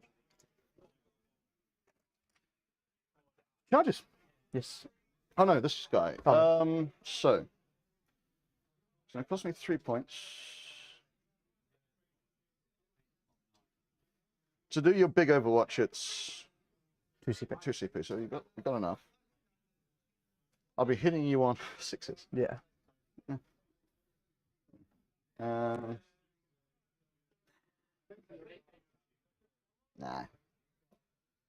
Let's take the 3 points.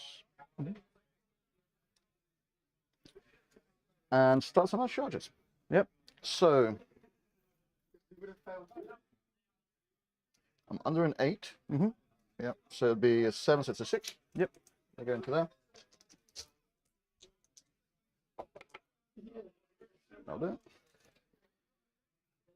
Blood Angel's favourite phase of charge phase, Plasma Interceptors, making it in first. That's it. He took some infantry squads off the top of the table with his shooting, and now they're going into that infantry squad on objective 6. Really coming in handy, these plasma interceptors for him. Yeah, and I think the thing with the Plasma Interceptor guys as well is that they have the primaries, lots of attacks, not bad on the charge. They don't really have any weapons, but they don't need to. It's just, again, being a Blood Angel, you're also +1 to wound as well. So, like, you're hitting hard, and you're going to be winning on 2s. Winning on 2s, yeah. So, like, you know, it is what it is, isn't it? Like, you might as well just send them in, weight of dice. Guardsmen have a 5-up shrug, as in 5-up save. You're like, well, I'm going to get through them, aren't I? So, you know. But looks like we're going to see some Sangard going in at the same time as well, just really pushing objective 5 and 6 as I thought it would. Yep. So we'll see what happens here. So let's try it. Ooh, just. I saw the one. I'm like, please, Yeah. please.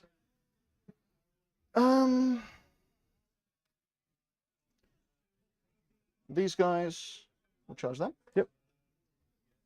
Apologies, as Billy said, that was Dante. I got excited. I thought the whole Sangard had gone in there. No, Dante's gone in there, the man, the myth, the legend.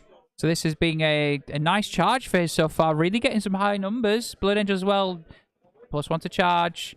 Yep. And as you can see, just sliding around the outside here, trying to probably tap the ones at the back as well, I'd argue. Oh, is he just going to sit inside the ruin? Who knows? Try and stay out of line of sight. We'll find out very soon. Yeah, if he can, he's going to dish out some wounds from behind the wall, and then guess what? If he wants to fall out and shoot him with a Lehman Russ, he can't. Yep. Absolutely. Priest will try. Gately saying Raph has this in the bag now, I think. Interesting. He'll also charge these guys. I think the amount of damage he's done early on. I think the only thing he has to be careful of, I think Josh has another turn of good shooting still. It just depends whether Josh does enough damage with shooting to stop the onslaught of 14-inch movement and charge, and then that's it, game over. The second that Josh gets into, Raph gets into Josh's backlines, towards those Manticores and the tank commanders, what's the point? Like, it's game over, right, you know? So. And then up there, that was the sanguinary priest, is it? That's just gone over that infantry squad and charged them from the back. Yep. Again, maybe... looking to pile in towards Lehman Russ by any chance? Yes, sir. Yep. So I think, yep, Josh in trouble a little bit in this fight phase. So we're going to see him probably take quite a few models off. But it feels like this is Overwatch. Yeah. Gately saying guard can't score enough now. I think Raph will max Relentless and Fury from here. Yes, I agree. I think the secondaries for Blood Angels really nice. Obviously, Death Company as well going in, just chopping things up, killing stuff, scoring points. That's what they do good and best. 4 ones, that was great. Ouch.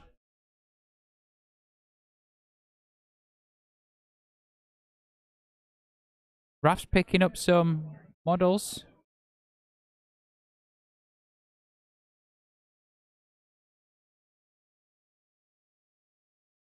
I think this is a lot of Death Company, you know? Yeah, it's not looking good.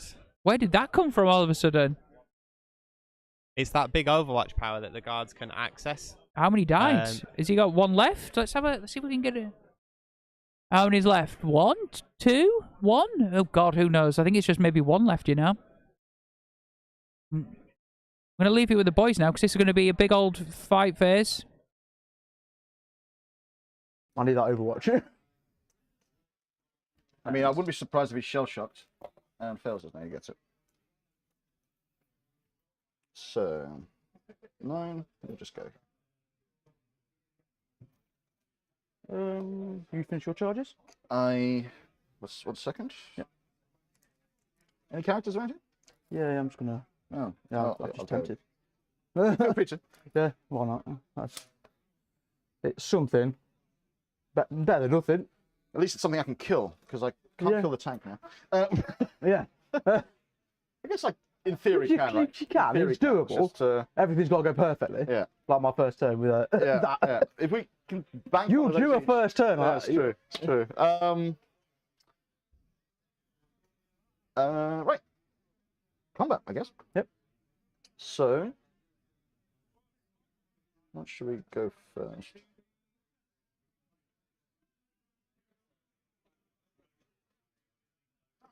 These guys will pile in.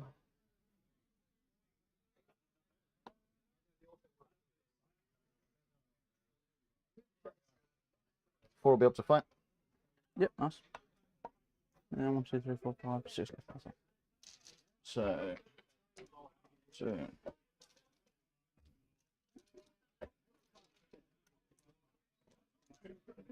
And one of them is the sergeant. Yeah, Gately, I was surprised his heroic intervened there, because me and Billy were saying off mic that he can't really kill that tank. He's not going to do. He'd have to roll very lucky. So what's the point, you know, in heroic intervening by just gifting him something else to kill? You know what I mean? So Yeah. I think potentially not what I would have done, but maybe look, 6. Josh knows guard very well. No, Maybe Maybe he's- there's a grand scheme behind his action. Maybe he's under pressure and made a Go on mistake. the head weapon for a start. Why not? It's hard to say. Level I think we 1. have to remember as well is that dead, and Death then Company need to 3 normal kill guys. something for Fear of the Lost. Okay, so. So I would weapon's argue that dead, Rafa's more interested in and probably killing just something. He's not going to kill the tank now, right? Yeah, So, yeah, interesting. We will we'll Stay on see what that. happens in this fight phase. Dante.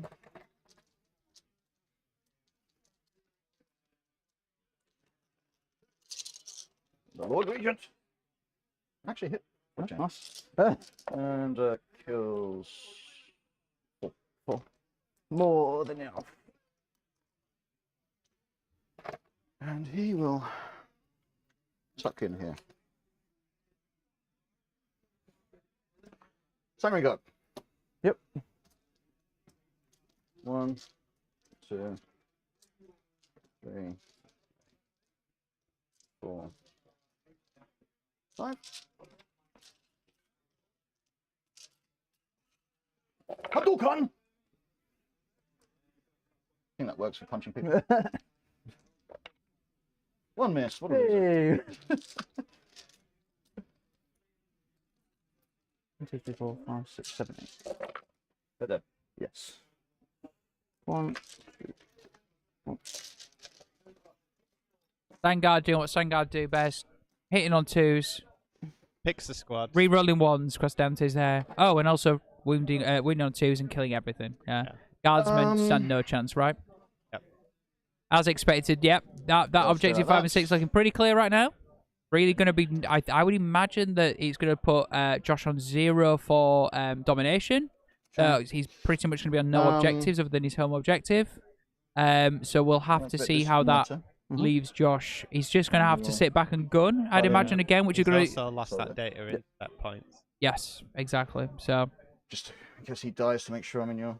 I think Yeah. Rafa thinking about that Death Company model going Yeah, into go for the it. character. Yeah, looks like that's going to happen. 4 up save against AP3, right? Your tank. The tank. AP3, yeah, 4 Yeah. So, you got how many wins? 12. 12. So 3 up to go 3. I'm going to go 5. That seems unlikely, doesn't it? Yeah, I'll kill the... attack the commander. Yep. Rerolls, thank you. 4 wins. 4 5 ups.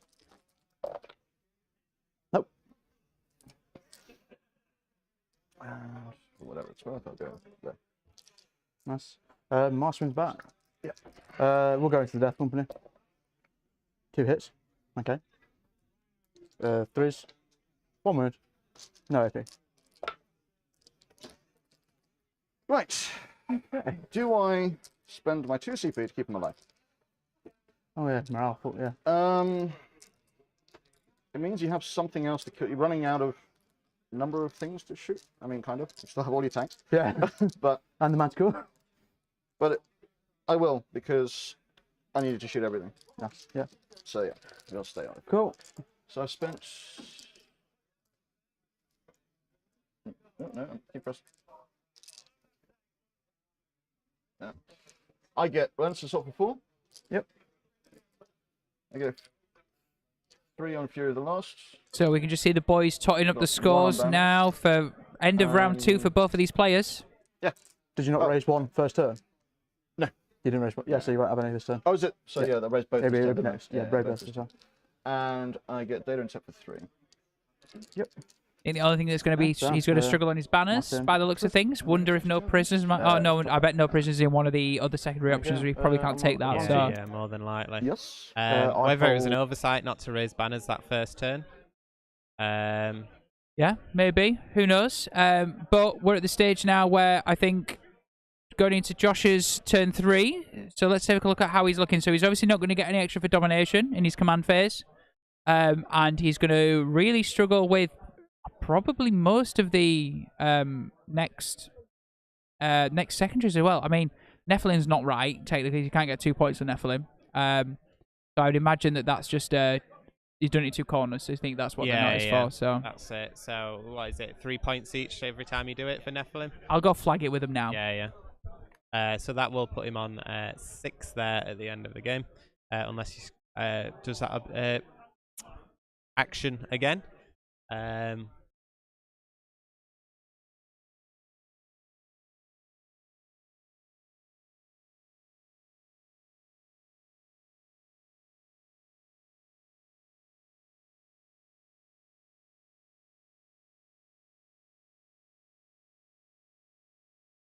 So just correcting the scores there on Josh's end for the twice that is retrieved Nephilim. Yep, and Gately right, just saying, look, not raising banners turn 1, undoubtedly an error, but he can pull that back now as he owns the objective now. Yeah, correct. I think the... Yeah, you don't lose that many points by not raising a banner on your home field objective straight away, but it is a nice boost to your secondary scoring. And also, you're looking around at the board, I would say he's comfortably going to hold 4 objectives now for a bit. So those, look, objective 5 and 6 are his, I would say. I don't think he's going to be able to get pushed off them. I could be wrong, but we'll see. You've got the infiltrators that aren't going to be pressured on objective 4 in that ruin. So you're looking at, for the next couple of turns, you're looking at 4 points a turn, maybe. You know what I mean? Something like that. Yeah. Plus you score banners at the end of the game as well. That's it. Don't forget, we're just in round 3 now, so there is still essentially 2 more full rounds left. Yep. So Time to rack some points up, right? So I think Josh, again, just really thinking in his movement phase, what he's got left on the board, what his plan is. Is his plan, again, just to sit back and try and maximize his shooting potential, or is it to start trying to take objectives back off Rafa and try to minimize how much Rafa can score? The problem Josh has is that Rafa is now in the lead by 3 VPs, which means Josh is sort of on the back foot, so he's going to have to play. He can't new to Rafa too much. Because Rafa's just going to score points elsewhere. You know what I mean? So we'll have to see what guns he's got to use here. Really interested to see what's holding the tank together. What's holding that tank there? So there's a Sang Priest and a Death Company model there. Yeah. So I think I would imagine he's going to try multi-melter them both to the face. I would imagine. And a last cannon as well. Obviously, he can't shoot the turrets. It's a demolisher cannon. So we'll have to see what happens there. What is Josh's game plan? If you're watching right now, what would you do if you're Josh? Are you a guard player? How would you counter this? Would you try and flank towards the north of the board, towards objective 3, and try and pivot the board again? Or would you try and just shoot everything in around objective 6? Try and get rid of those plasma receptors. Trying to get rid of the Sangard, which unfortunately are hiding, so I'd imagine the best thing you can hope for there is Manticore, which would, the only problem with the Manticore is it's -2. The Sangard have a 2+ save, Armor of Contempt in cover. Guess what? Still getting a 2+ save. That's the Yeah, hardest thing. That's the downside of the Manticore is just Yep. the -2. That's all it's got. Yeah. What would really go through them is stuff like multi-melters would be really nice into them. The Demolisher Cannon wouldn't be bad either. But obviously, there's only one really that is going to be free to shoot this turn is around the back of Objective 2 there. And he's going to have to get line of sight, which I don't think it will manage. So, interesting. If you're just joining us right now, welcome. We are Tom and Billy of Hellstorm Wargaming, and you are joining us for a 6-round event. It's our Into the Hellstorm event. Currently got 54 tables of Warhammer goodness happening in front of us, and we are taking the winning, basically trying to take some of the best pairings from the win bracket. So both of these lads on free wins so far. Nice to see Blood Angels and the Guard battling it out. We have some great lists. We've got a Creations of Bile list, which played on the table. It was Dom from Vanguard Tactics who played in Game 3. It was nice to have him on the stream, and he managed to beat Ben with his Harlequins.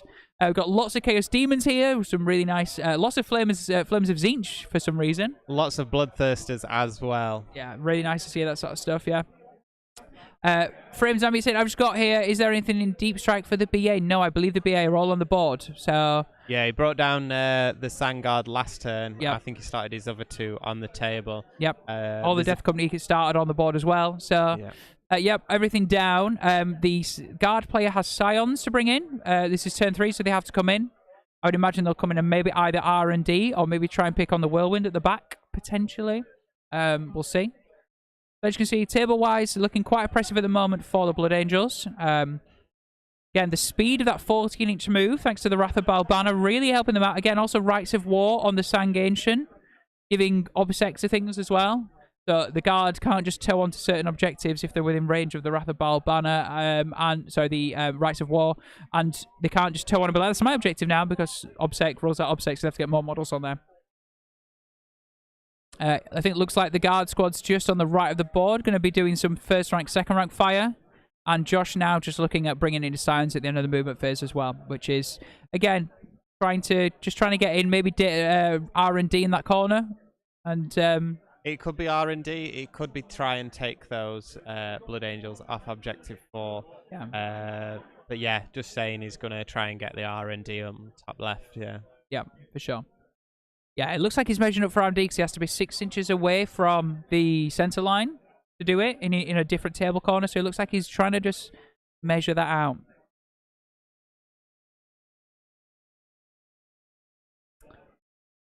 Gitley, no, I think so. Turn 1, I believe he picked up a unit of Sangard, didn't he? Not the Death Company. So I don't think he's going to be limited. I think if anything, I think the only problem he's got now is that he's only got Death Company wise. He's only got the one left in the tank, I believe. Maybe I can't. No, maybe. No, get myself in knots. All I'm saying is, Rafa's score looks good. I think there's only one Death Company model left. Yeah. Yeah, he's the one tied up with the Lehman Russ on the right-hand side. Yeah. Just one Thunder Hammer. Yes, and I think did he lose a unit back at the back end of Objective 1? I think he did, didn't he? Yeah, he took some heavy fire from the Manticores turn 1. Yes, that was correct. Yes. That picked up at least one unit. So moving into the Psychic phase now. So we've got Smite from an Astropath, and it's going into the Death Company, trying to just get him out of combat, because then that Lehman Russ can focus heavily on the Sang Priest, which is in combat with him. Yeah, if he can do what he did turn 2, which was get a Lehman Russ out of combat through a 6. That's good. That's good. D3 for another 3. Uh-oh, it could be it. Got Shrugs from the Death Company. 6 up Shrugs. Dead. Nope. He's dead. Right, that's mission 1 accomplished. Get that Death Company out of there with a Smite. The Astropath's been like worth his weight in gold this game. Yep, Days of the Emperor coming in. Yep. Can he deal with this Sangorani Priest? Let's cross back to the table and work out what's going on. 3, 4, 4. Just 2 more wins. 2 more wins.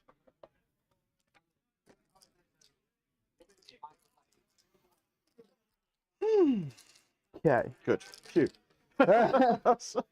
So on to the shooting phase. Yeah. I'm going to turn off the cover for this unit here. Sure. And I'm going to turn off the cover for this unit here. shoot orders, they're going to reroll ones. He's going to reroll ones. He's going to reroll ones. Yep. He's going to move. Sure. And that's it. And whilst Josh is just doing a few orders, moving around after a great psychic phase, by the way. Astropath, It's he's not weight been in bad, gold. Yeah. What we're going to do is we're going to cross back to a guy called Michael Herbert, it says on my script here. I don't know who he is. Do you know who he is? Some random guy walked in off the street. Mikey Herbert, apparently. And he's going to give us an update from some of the other games that have gone 3-3 so far, battling it out to make it 4 wins in a row. Let's cross now to Mikey for an update. Okay, if it's Sunday, Tom. Don't use my full name like that. I ain't offended you. You're offending me, though. Bullshit.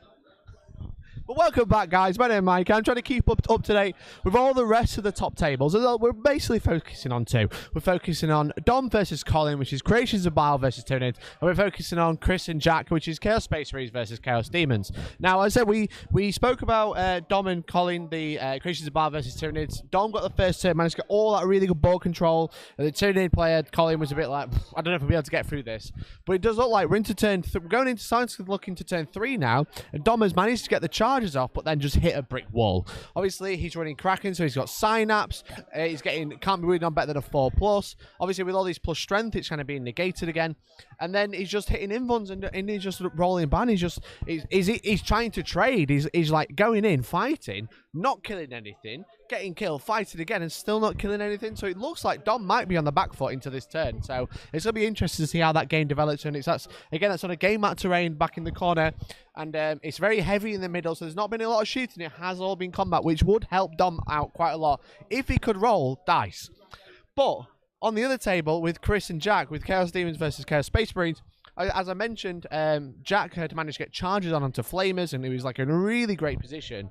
But Chris still had 2 Bloodthirsters. He had a Scarbrand in reserve. Now, the Bloodthirsters did manage to break through. And Scarbrand came down and took out the Lord Discordant, who's got the relic on the Warlord trait, which basically ignores wound caps that Bloodthirsters have, obviously. One of his Bloodthirsters, the Exalted, can only take 8 wounds per phase. Now, he's got a Lord Discordant that ignores that, so Scarbrand came down, charged him, and absolutely obliterated him. And it was like, oh, well, okay, fair enough. You know, that's going to be fine. But now, in response, another Lord Discordant charged Scarbrand on his own and managed to kill him on his own.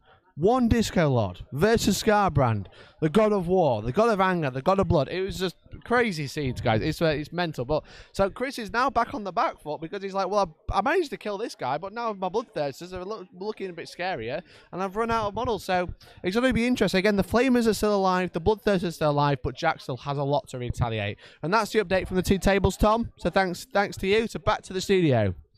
And you are back to the studio for that segment, which we're now calling Mic Check. Thank you so much for Gitly Gaming for suggesting that now in the nick of time is called Mic Check. Thank you so much. You are joining us. We are Hellstormwargaming, and we are live at Into the Hellstorm X. Do the X for me, Billy. X gonna give it to ya. Which is Into the Hellstorm 10 for those who are not so familiar with what an X means. Yep. And we are live at Sanctuary Gaming Centre. This is the location of our big studio, which we have upgraded and isn't a green screen at all. As you can see, this is called The Shed. We've spent exactly £5 on The Shed to upgrade it and make it have a fancy screen so we can see out into the world. And we Look have how polished and clean our studio is. Exactly. It's beautiful. Perfect. And if you just joined us this Sunday morning, we hope you're well. Thank you so much for tuning in. What you need to do right now, though, is as a reward for me saying a nice thing to you, you have to like our stream, which is basically a nice thing to us. Also, you have to tell your friends to tune in. You also have to scrap whatever you're doing this Sunday afternoon. You have to stay with us until 7 tonight when we bring you top table action all the way to round 6. Again, round 4 right now, which is Rafa with his Blood Angels versus Josh with his Astra Militarum. It's been a great game so far, full of guns, and shiny and carmine swords. That's it. Thunderhammers as well. Power armor's been shot. Yeah. And guard have been chopped. That's pretty much how it's gone. Exactly what I'm on about. So we're going to cross back now. It's the shooting phase for the guards, and I'm hoping to see less Blood Angels on the table, and we'll cross back to see how Josh is getting on. I'm going to go to the room view first so we can see if he's looking anxious. He's rolling dice. He's a bit red in the face. I hope things are going well for him. Let's jump back to the top down and work out what Josh is doing. Okay. Saw the 6 for a second, then I'm like 4, 5, 6. 3s. Ooh. There we go. and 2s. Okay, they all hit. So 3. I want you to sit down and do the math. I'm not 6, rolling any ones on 9. the test. And then come back to me and apologize. Right. On this CP, so this makes it all easy. This is minus... -3. -3, which is So minus you'll be on a 3 up. 3 up.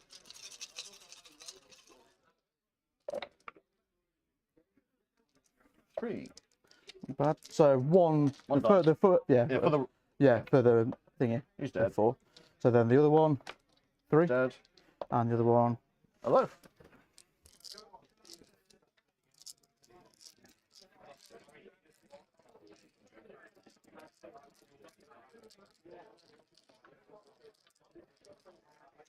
That was good.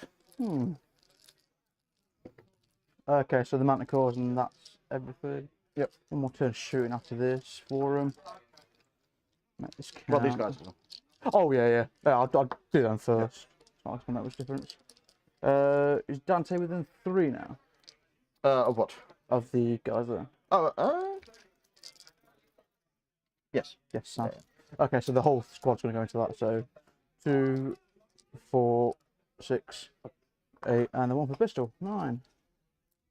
So hitting you on 3s, winning you on 5s. These guys. Yep. On 5s. 1 at -2, which goes to -1 because no cover. Oh yes. Are they within range for the? Oh no, they're not. They're No. Carol. Fine. No, loves it. Worth a shot. And these Right. guys? Yeah, why I don't know not? why I'm keep putting out more shots you could do. Yeah, why not? It's not going to do much. Ah, awkward. They are. Let's just say you did the other stuff. Yeah. Oh, There we go. No. cool. I was just Right. buying you time when you thought about where to shoot the manacles. It was, I think we both know where it's going. yeah. On to them, because, you know, No, we're, it's very godlike of you. yeah, God, like no. Onto the sun god. Sure. Okay, so first one, 2, 6. 8. 4s, no rerolls.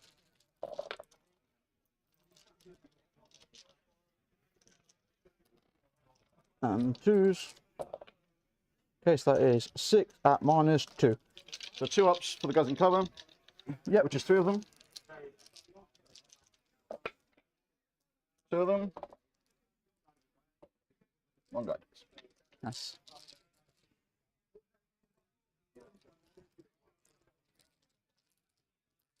The other one, so there's one, there's 2 more guys looking cover, isn't there? Yeah. We'll go the same again. Yep. Let me try to kill something. 8 again.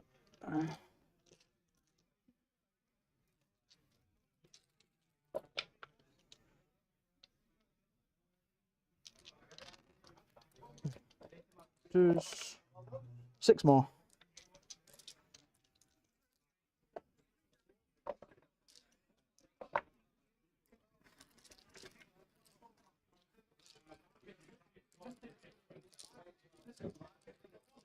That could have been worse. Yeah, a lot worse, but armor contempt and cover. Yeah. My bane of my man. With a 2 up save, yes. Yeah. That's why I've got them. They've been good. Yeah. I believe. It wouldn't have mattered at all, but for whatever it's worth, this guy should probably be standing the same way. If he was going to smite this guy instead of smiting into here, Yeah. yeah. It's fine. Other than that, that is my turn finish, mate. Right. So What do you score? we get 4 from flexible commands still. I'll have to turn that off. Yeah, it's really difficult. Boots on the ground, 1, 2, 3 this time. Yeah. No, Oh one. shit. 3. I didn't do anything for Nephilim data, and There's nothing on there to do. oh the no, he action. moved off, didn't he? Yeah, 'cause I've left him on there. Yeah, so that's it. Cool. I hold 4. So that wasn't a really high scoring turn there from Josh. So I think what we're going to see here is as we're switching to Rafa's turn, we're going to see Rafa, as he's going to start adding up some domination points, he's going to start racking up lots of points, as we see. I think this is where the primary is going to now swing. very hard towards Rafa. But not bad from Josh. I think. Look, he's killed the Sang Priest, which is in combat. He's killed the Death Company. He has started trying to work on the Sang Guard, which is sort of back around Objective 1, but he only picked 2 up by the looks of things.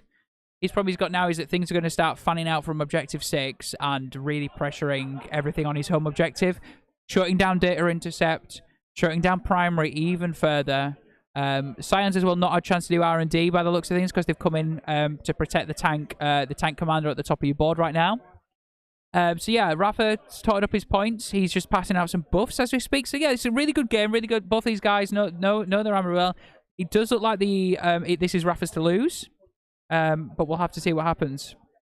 Been a really good game to watch though so far. I'm really enjoying it. I think hope you guys are enjoying it at home as well. And let us know again what army you think is going to take the tournament. We know that there's a Creations of Buy list on 4 wins. We know there's a few demons. There's a Deathwatch player on 3 wins. There's a Night Lords player other than myself, which I really appreciate. Do you think he's going to take it for the win? Not sure. I haven't been keeping up with everybody else's score, so I'm not too sure. But it'd be good to see the Night Lords do good. Yeah, if you have any words of wisdom for Josh or Rafa, let us know. And we'll not be able to tell them any sort of things they should do. But if you want us to go on, like, I don't know, tickle their backs or something like that, let us know. We'll try and G them up. But hope you're enjoying the coverage so far, guys. Thank you so much for tuning in with us this Sunday, day 2 of our Into the Hellstorm event. We're gonna hand back over to the boys now. See what Rafa decides to do with his movement phase. He's handed out lots of buffs from Dante and things like that. So we'll see what happens now. Got those Sangard moving up as well. That's scary. No, he'll do the action. Yeah. Right. Kill these guys. Take a tank. Kill these guys. 50. Right? 50. I've wasted 50% now. I'm like, oh! I don't think we've been that slow. Right. Oh, the Sangard.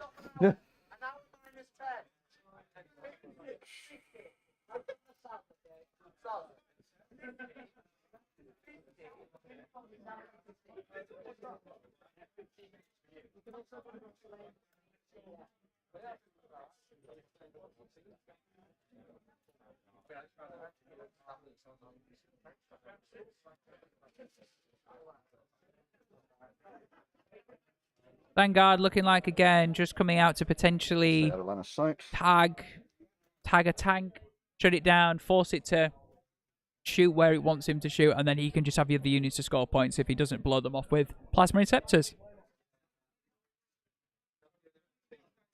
I mean, the benefit here is he can, with those plasma inceptors, he can dedicate the damage to into the tanks and then just charge some guardsmen. Because, like you say, although they've not got dedicated close combat weapons, you don't necessarily need that for one wound guardsman. Absolutely, yeah. They're very sort of multifunctional, aren't they? They target one thing with the guns that they're better at, and then they're also just gonna just like again 2s and 2s with plasma receptors on the charge. Just insane, right? Really good. The Blood Angels buffs to combat. The +1 to wounds, very strong. So, right, we'll let the boys take it away and shoot it now. Let's see what Rafa decides to do.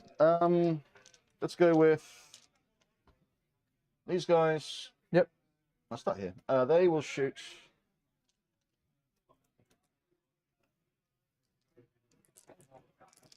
What is this charge? Into there. Yep. So 1 frag grenade and yep. That goes. Frag grenade. 5. Nice. All hits. 3. No AP. 2. Okay, sorry. Shit. Bolts. Make Sure. And then 2 auto wounds. 3 wounds. 4 wounds. No AP. This squad again? Yeah. We'll go the heavy weapon first. 5s. You're dead. And then 2 in cover. 1 dice. Cool.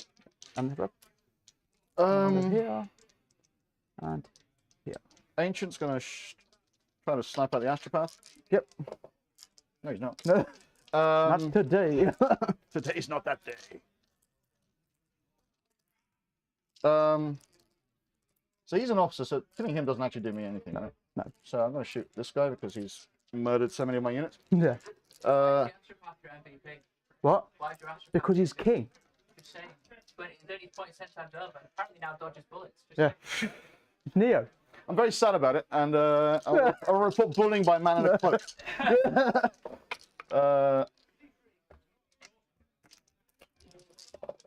Okay. 2 AP1. Oh, no, he's in cool. 6 up. Oh, you... No, we don't. I was about to drive home. It's a 2-hour drive. I was just going to get in It's the because car. Tom came in and jinxed it. That's all it is. I actually texted him. I paid him to, like... Yeah, come put Josh off. Oi, oi. Right, here. We're going to shoot this tank. Yep. Just go from here up. You want me a center? First guy. That's... shots. 3 hits. Second guy. Nice. Third guy. Is a loser. And fourth guy is almost as much of a loser. Pause. Green. 6. AP3. AP2, so that's 4 up. Damage on these again. 2. 2. We'll do 2 at a time. 1 goes through.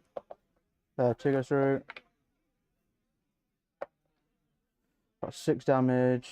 Oh no. Okay. 6 damage. Cool. Down 6. Mephison's going to shoot your astropath in the face. Yep. He's thankfully rerolling his own hits. And wins. AP5. AP4, 6 up. On tank, yeah. No. Oh, an Ashpa. Oh, yeah. How many wounds? Minimum 3. Oh, he's dead. Yeah. He's dead. How many wounds does he have first? We have He's F on. in chat for the Astropath, please. MVP of the game, and he just got absolutely squished. The cloak is all that's left. Rinsed away. I know. I feel bad. The Astropath's done some good work this game, though. He did Big an up to him. Obi-Wan Kenobi and just the Yeah. cloak dropped to the floor. That's it. On it. Oh, then. Yeah. Oh, okay. Yeah. Did I? Thought it was on the tank for some reason. No. I was winning on 3s on against attack. Unfortunately, that's the other unit left behind. I think everything's shot, right? Yeah. They just did that. Oh, you got these guys. They did the... Oh, yeah, they did that. Yeah, there. sure, yeah. He failed. They killed that. This is doing an action. So, yeah, charges. They'll go into them. Yep. Oh, no, they won't. Sorry. They'll go into them. Okay, cool. That was a 7. Sorry. Which is a mate, so they'll...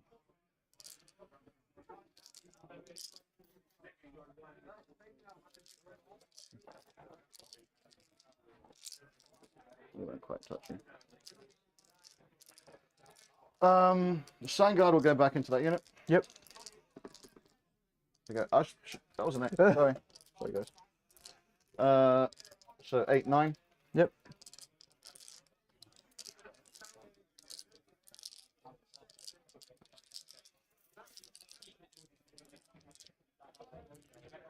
What is that? So that's it'll be an 8 on dice, which is a 7. I don't want to spend it. I'll just go into the unit. Don't want to.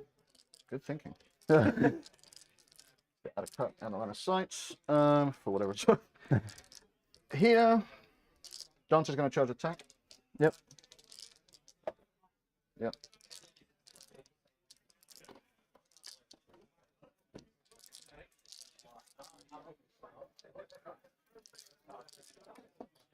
That was smooth. Yank. You can fly, you know. Yeah. Whee! You're right there. They'll go into help with their daddy. With just about pre-move. The one wing guy will go there. The non-one wing guy will stay in cover. What was that? 5. Okay. Sit here. Try to end up tagging into that terrain if I do manage to. These will charge these, please. These 2. Yes. Loves it.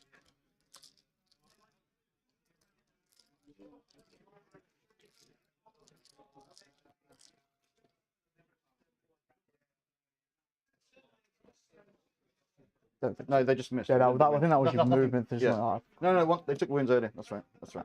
Looking a bit like maybe a mop-up situation here, Um, just trying to get into as many units as he can, Okay.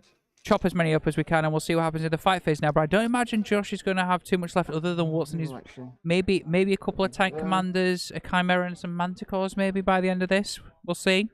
Yeah, I'm probably counting 2 Lehman Russers, a Chimera, and the 2 Manticores. Right. But I can imagine the Lehman Start Russ over in the here. top left being So an tagged assault for doctrine. those into Infiltrators. I set to infiltrators. defend. There's at one. one It point. begins with an I. I know that much. Look, +1 a hit in combat will counteract my -1 to be hit. So Yeah, but they are. Me being alive at this point. such a pessimist. Being on 2s. Okay. We're rolling like that. And 2s. Dead.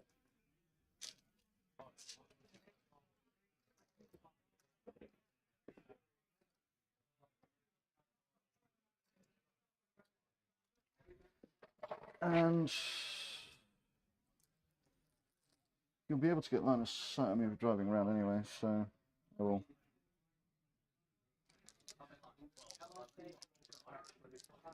So I'm going to cover. Mhm. The infiltrators? Yep. It's 3 of them, right? Yes, 3. Charge and Blood Angel. Sergeant died long ago.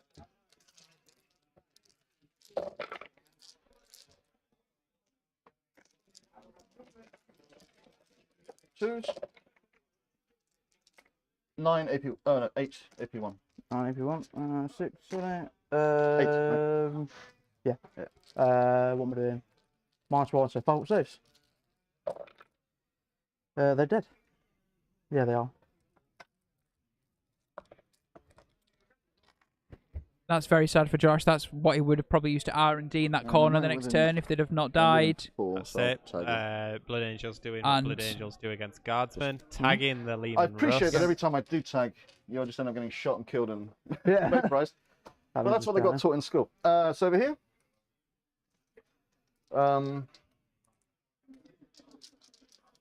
So this guy first. Yep. One hits. 2 wins. AP Uh, one. 6 up. He dead. And then here.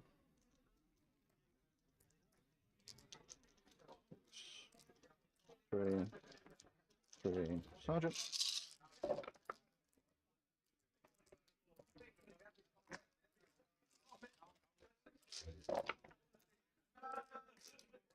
Eight AP1. 5, 6, 7, 8. 2, 3, 4, 5, 6.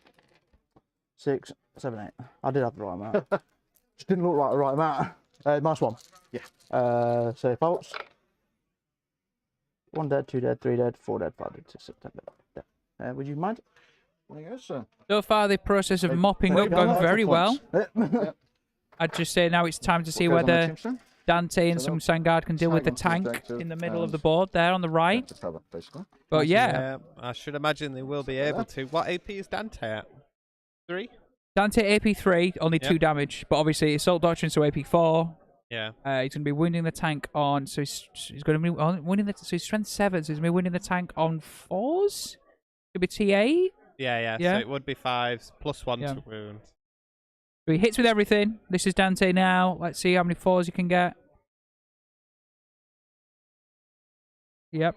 Here we go. 6 up saves incoming. Only 2 damage though. Oh, and he's down. He's out of there. Oh.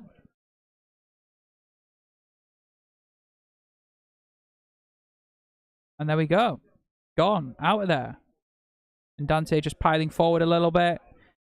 So, again, brutal turn there from the Blood Angels. Doing what they do well. Again, Assault Doctrine, turn 3. Just powering up. Getting those extra attacks. Getting the extra AP. Tagging Really? yet another Lehman Russ. Yeah, because those Sangard hadn't activated, so therefore they get to activate, piling, consolidate, and all of a sudden you get that so much extra movement. Yep. Yeah. So Josh is now going to attack back with the tank. He's got 1. And then the other tank as well will get to do it as well. Unless he's already done it. We'll see. So it looks like they're just totting up points here. So looks like that if we just keep an eye on Raf's secondaries here, he's going to be starting to add on for a couple for data intercept there. And we're now over into Josh's turn. So Raf finishing on 61. Josh getting nothing for primary, which is really holding him back. Domination struggling big time. He's going to... I guess he's just going to have to fall back and shoot again. Round 4. Hope he can gun down some stuff. But the problem is he's really limited how many secondaries he's going to get. He can't get boots on the ground anymore because he's not got any boots on the ground. That's it. Even if he fallbacks, takes out the infiltrators, takes out the Sandguard that are tagging his Lehman Russers. Yep. He's still got that second. Raf's still got that second wave of plasma interceptors, the 2 sanguinary guard, and Dante that's hanging around. So it's gonna be tough for him to hang in there. Yep. R&D not possible as well. Yep. So. Yep.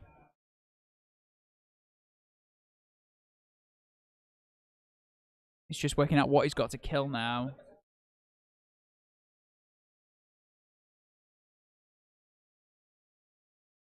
I think just working out he's not going to have the ability to win.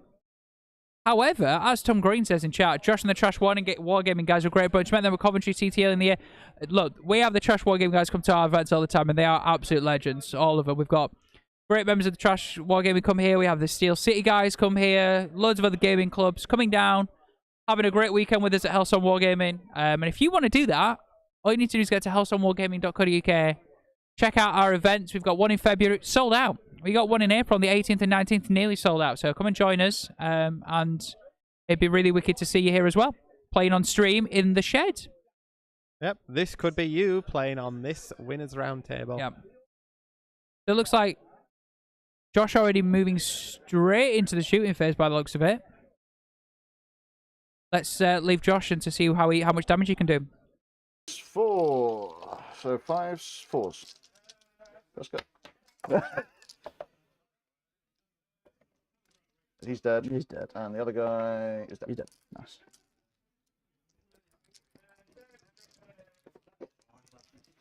So then the main cannon into the... Sorry. Oh, that's fine. Not a bad opener there. Getting rid of those Sandguard in combat with the Lima Risk Tank Commander. So 3s.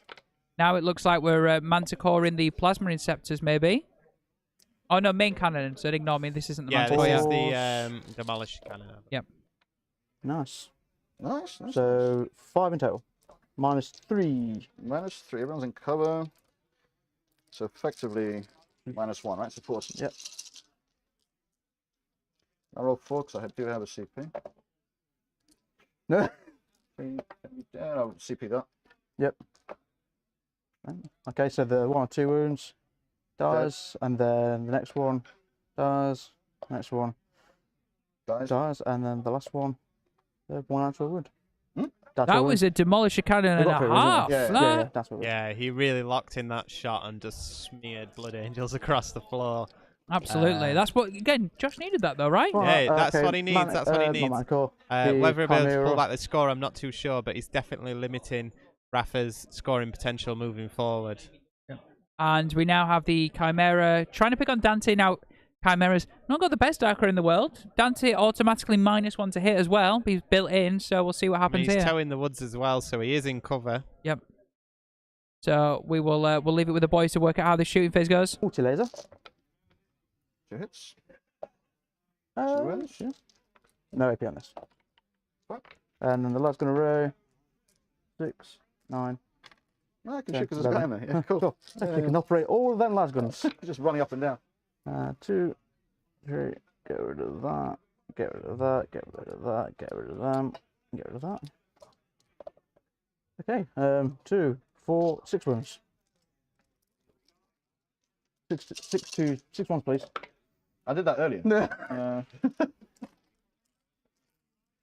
Alright, so we'll come over here, we'll go... The hero of the Imperium just Heavy got bolter. took a win from a flashlight. Moral victory, we'll I say. What do you think? I think so. Armor of Contempt and Terrain could not stop A last gun laser to the flashlight. eyeball. Yeah, that's it. He's blind in one eye.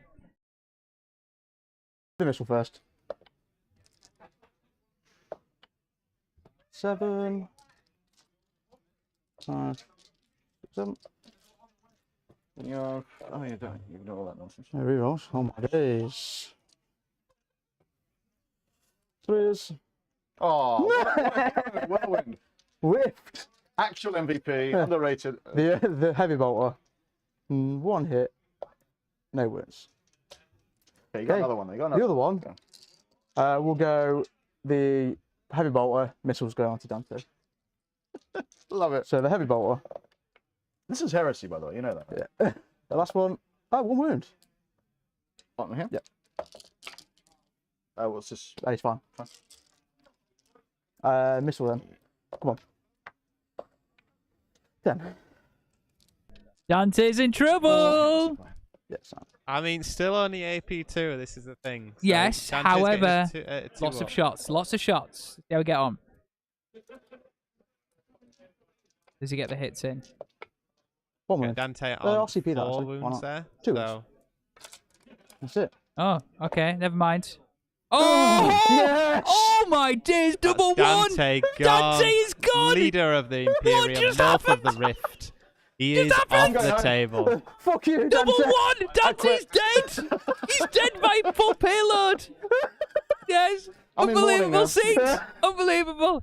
Oh, Dante, rest, my son. Sanguinius says rest now. Your time is gone. That's weird then. Everything will come far into that. Oh, if he dies, make he that gone! into that. Everybody in chat, Big loving it. ooh, Loving guys. it. As if that wasn't. Oh, that was incredible. I want to relive it. Relive that moment. Whoever says Dante is the best in the period Nihilus, he's gone now. He's dead. All right. Gone. The darkness is going to rise across that part of the galaxy. That's insane. Right, we'll cross back to the lads now. See how they're dealing with the loss. Then the last gun. Misses. That's it. Dun dun dun dun dun dun. That's it. You killed 3 here, right? Yes. Yep.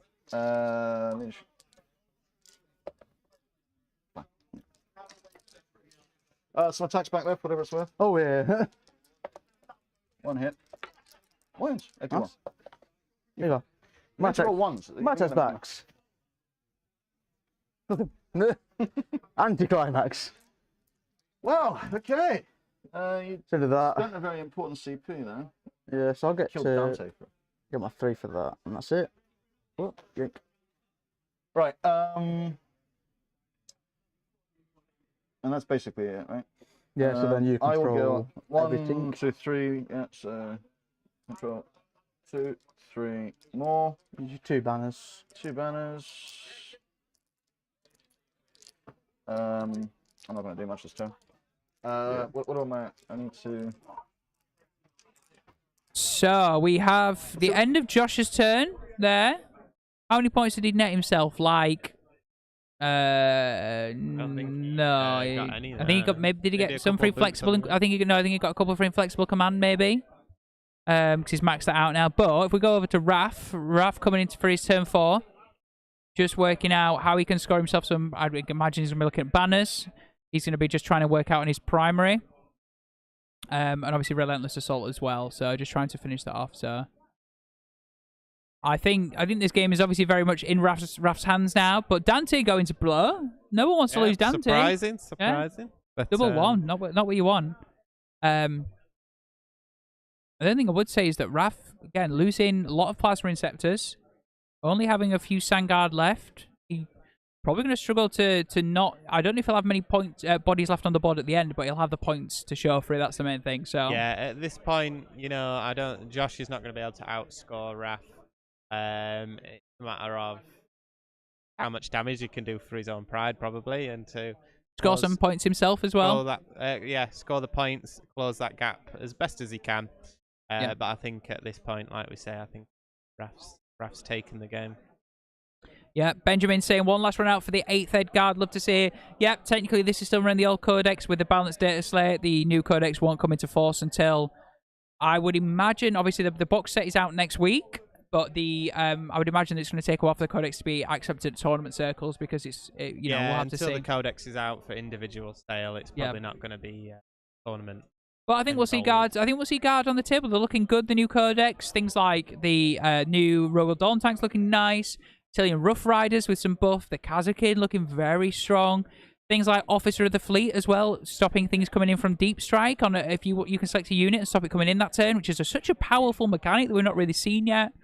Yeah, so we're looking forward to seeing how they hit the table and how they change the scene as well. So let us know if you're thinking of grabbing the new Guard and the new Codex. What units you think are going to be strong. Love to see what you think. I'm currently painting up the Guard box for Hellstorm Wargaming. It's looking good. I'm enjoying the field guns. They're looking snazzy. The Sentinel has chonked up. It's been on some sort of high-protein diet, for sure. That's it. He's been hitting the gym, lads. He's Absolutely not been skipping leg day. Looks like we're already rattling through the turns here. So basically, Raph did nothing in his turn. Pretty much just consolidated for some points, and we're back into Josh's shooting already. So let's pick it up with the table. This is the main cannon. Yeah. 2s. 3, -4, -3, sorry. 3's -3, so effectively minus 3 ups. So 2 in cover. Yep. He's in cover dies. I can't be asked to CV. Thanks. Okay. That's it. Okay. You get. So I didn't kill. You didn't. Oh, you killed this unit. Oh yeah, I got that one for that. So that would be. Oh, I couldn't get it Oh, anyway. you maxed on that. Maxed it anyway. So You get data inset for 1. yeah, that's it. Cool. What can I get? You get I'll 4. start off by getting 1, 2, 3, 4 banners. Yeah. You want to put your 8 on. There's no way to get. 4. I'm not going to get another one, so let's get another 4 at the end of the turn. And I'll get 3 on data intercepts. Turn. And then I'll control 1. 2 more. Yeah. Right. The Roach. Good game. What was the score?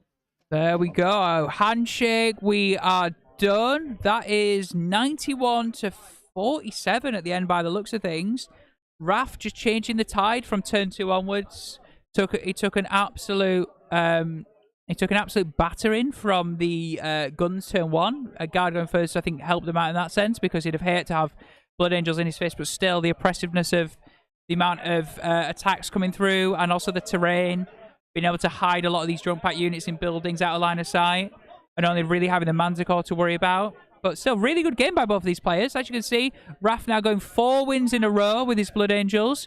Wonder if we'll see him on the table for table 5 once the draw is made. Who knows? Yeah, we'll have to see who's in that bracket when we get to it. Absolutely. I think he'd really struggle going against Creations of Bile because Raph wants to be in combat, but also if he's in combat, Creations of Bile hit you back. I want to be in combat, yeah. Yep, so that's going to be a bit of an interesting game if we get there. But thank you so much. We will jump back to here now.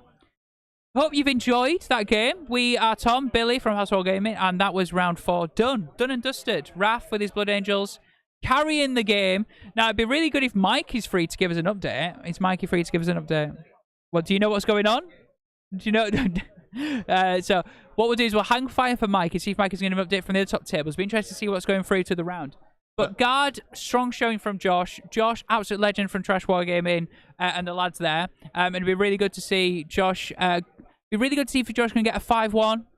Go for the Guard. Get carries through to the for a 5-1 win at the end. But again, really good from Raph doing his bits. Let us know what you think of chat. You think that was a really good game? Would you have done anything different, or do you think both players played the best that they could? And I think maybe a few little. I wouldn't have heroic intervened at one point with the Guard character. I think that was, but again at that point the game was pretty much set and done. I think one of those. Yeah, I think it is a bit of a bad matchup for that Guard Codex. Like we said. Just the base infantry for the Blood Angels, wounding on 2s against the Guard, very strong. So you can dedicate the firepower to what needs it, charge and just kill infantry. It's very, very sort of swingy there. So, however, let's not forget, Billy, we did see the death of Dante. We did. Hero of the Imperium. No more. He joins his corpse, Emperor Father. And as you can see in the background, waiting outside our studio window. Waving at us. It's like we're about to pass through to the weatherman who's about to give us an update from the rest of the table. Mikey, please, can you give us an update? What did we call this feature again? What was it called? In the mic check. No, it was mic check. We're going to go for a mic check right now in 3, 2, 1. Welcome back to Mic Check, everyone. The best cutaway show on this stream ever.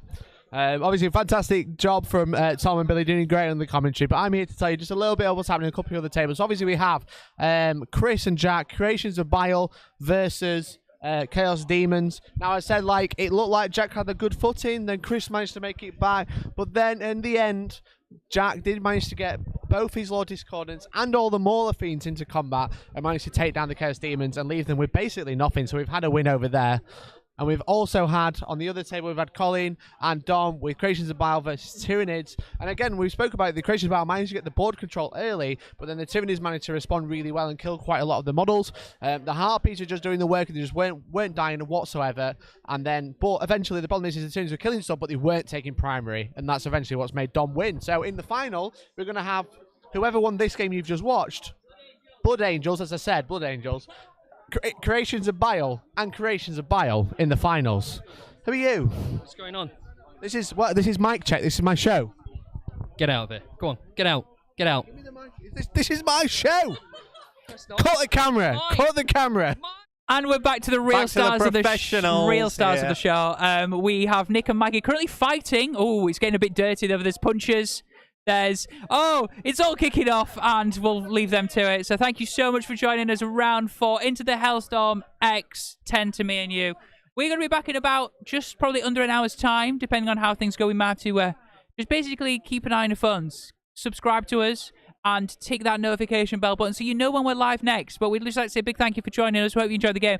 So as Mikey said, it's going to be Creations of Bile, or Blood Angels. I'm excited to find out who it could be. Yeah, me too. Either way, it's looking like it's going to be a combat-heavy game. Yep. Both sides, whether it's Creations of Bile or Blood Angels or Creation of Bile, they're going to be looking to get in, kill stuff to win those VPs. So it's going to be a bloody messy game, lots of combat. I'm excited to see it. Yes. So thank you so much. We will see you guys very soon. We hope you've enjoyed the stream. And more importantly, I've been Hellstorm Tom. I've been Hellstorm Billy. And you have been amazing. We love you all. Hasta la vista, you Peace out, sexy, guys. sexy, sexy people. See you soon.